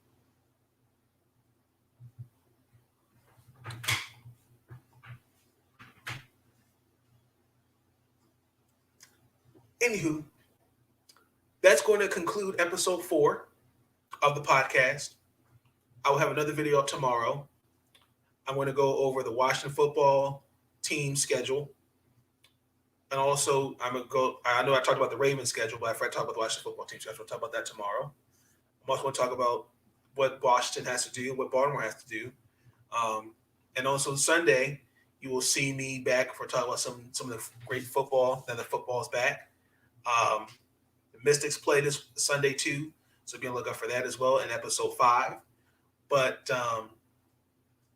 I just had to play that video. Real quick, again, I do appreciate the support that I've been getting on the channel. I had to unfortunately block somebody on here because they made a comment that was really disrespectful and not called for. We don't condone any type of bodily harm against anybody like that. You will get your comment deleted and you will get reported. That's not cool. I don't know where that person came from. I don't know why they even did that. That was totally uncalled for and that was not cool. But my moderators are in here. Moderators, if you see anything like that, you know what to do. But that's going to conclude the episode. If you like the video, be sure to give it a thumbs up. Consider hitting the subscribe button. Again, we're on the road to 100 subscribers. I do appreciate the support that I've been getting on the channel. Y'all let me know y'all thoughts on these topics I touched on. For sure. Exactly. I don't know where that came from. And I blocked the user, whoever made that channel. That was just really disgusting. It even had that title and my name in at the same time. That's uncalled for. I don't support that at all. And that's just not right. Yeah, y'all let me know your thoughts. Again, like I said, we're on the road to 100 subscribers. Please continue to share the podcast. Y'all let me know. Y'all give me suggestions of what I can, talk about in the podcast. I'm trying to get away from not trying to talk about as much sports, trying to break also get some like social things, current events in there as well. But let me know your thoughts. Again, consider the subscribe button along with notification bells on. I will see y'all in the next episode. Enjoy the rest of y'all night. Peace. Stay up. First of all, listen, it's interesting about all these young guys today. They never call on us and say, hey, thanks for the kind word and telling me how great a player I am. But when they play like crap and we call them out, we don't know what we're talking about. Listen, I'm easy to find, but I get sick of these guys complaining. These young guys, they never call us and say, when a coach is wrong, I'm going to call him out. But when players are wrong, I'm going to call them out. But listen, I'm going to criticize guys that they deserve it. And listen, they can kiss my ass if they don't like it.